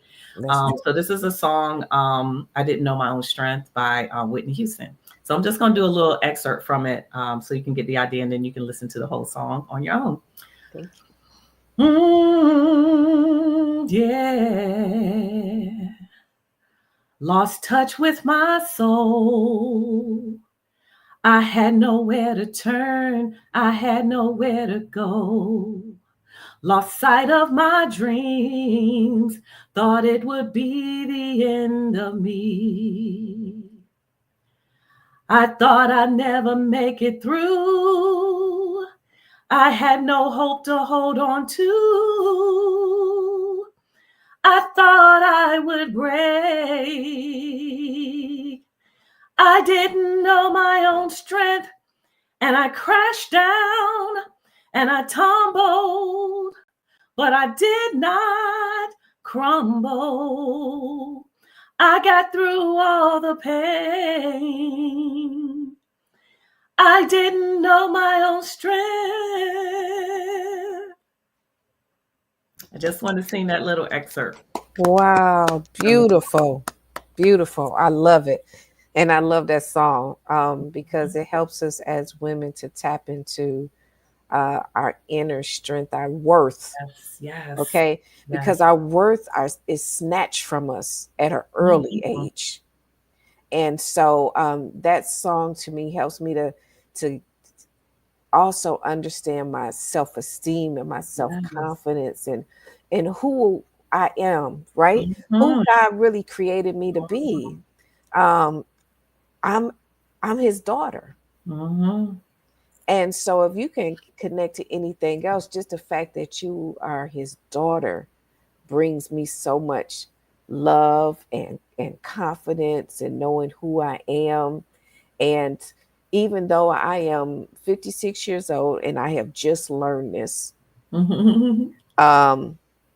it's just going to help me to do and to evolve and to be the best version of myself that I could possibly be. And that's why I say keep going as we, as we grow and evolve and we gain that wisdom, just don't ever give up on yourself. And I've already asked forgiveness, for the time I've basically, gave up on myself and was looking for outside people, my family, my friends and everything to try to fix the part of me that was broken. And it wasn't their job. Right. It wasn't their responsibility. Yes. That was between me and the Creator to fix and to heal me.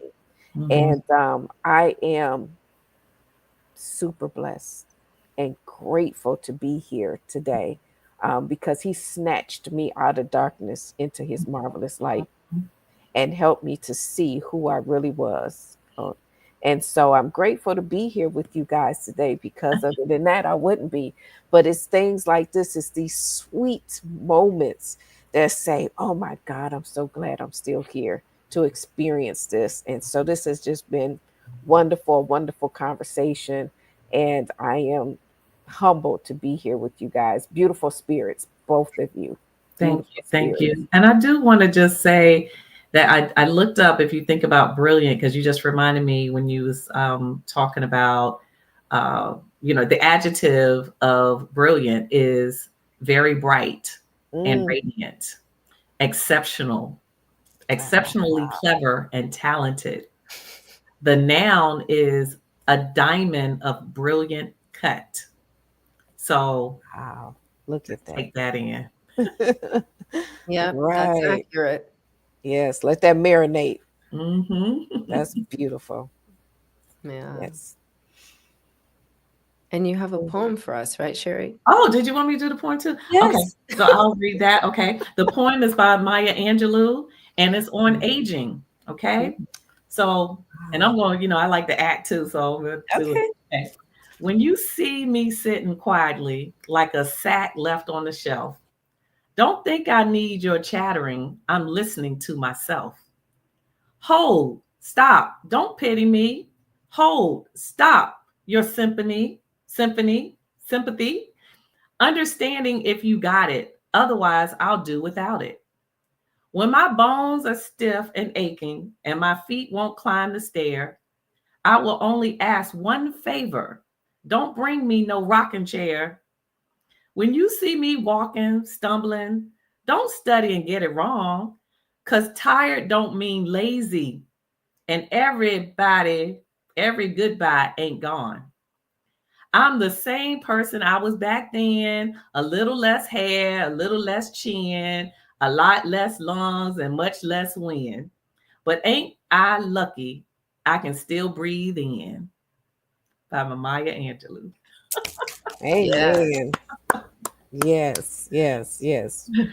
Long as we breathe, like Tiffany said, we still can make a We change feel and make that. a difference. That's right. That is so true. Until that last breath, yes, we can always evolve until we take that last breath. We will all can life learners. Yes, yes. Life learners. Yeah. Yeah. Amen. It's beautiful. Thank you, ladies, so much for being here. Like I said, I'm just so grateful that all of you said yes. I knew that everyone wouldn't be able to stay the whole time. And the overlaps that we have had have been just beautiful. So thank you so much for being here for this event on What People Miss. And for our viewers and listeners, connect with these ladies. I have put their information at least on YouTube. And subscribe to my YouTube channel. And remember that your life is really lived in the subtleties. So slow down so you don't miss living. Amen. Amen. Beautiful. Thank you. Thank you for asking me to be a part of this. Like I said, this is really a beautiful thing. So I hope many people are listening out there. So somebody, right, will get this information. And I hope that it changed their life forever.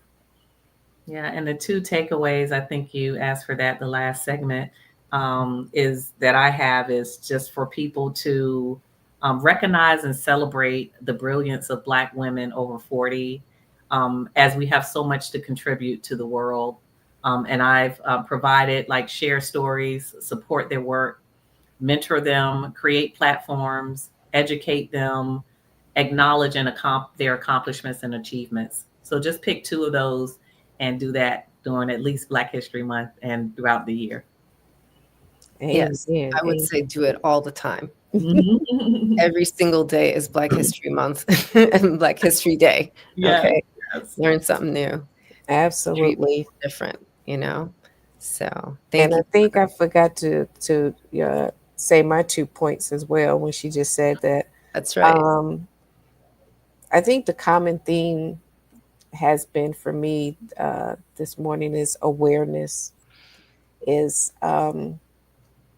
There's so much education and awareness that needs to take place to help us to learn how to take better care of ourselves. Like I said, understanding the mind, body, and spirit connection, being able to look at our lives in this holistic lens to know that if something's out of balance in our life, we need to look at the other two aspects to see what's out of alignment and where we need to come back into alignment with our creator.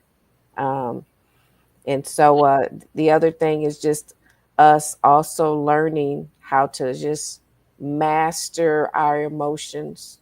You know, um, as women, we know we can be very emotional creatures, but those emotions can bring stress to our body.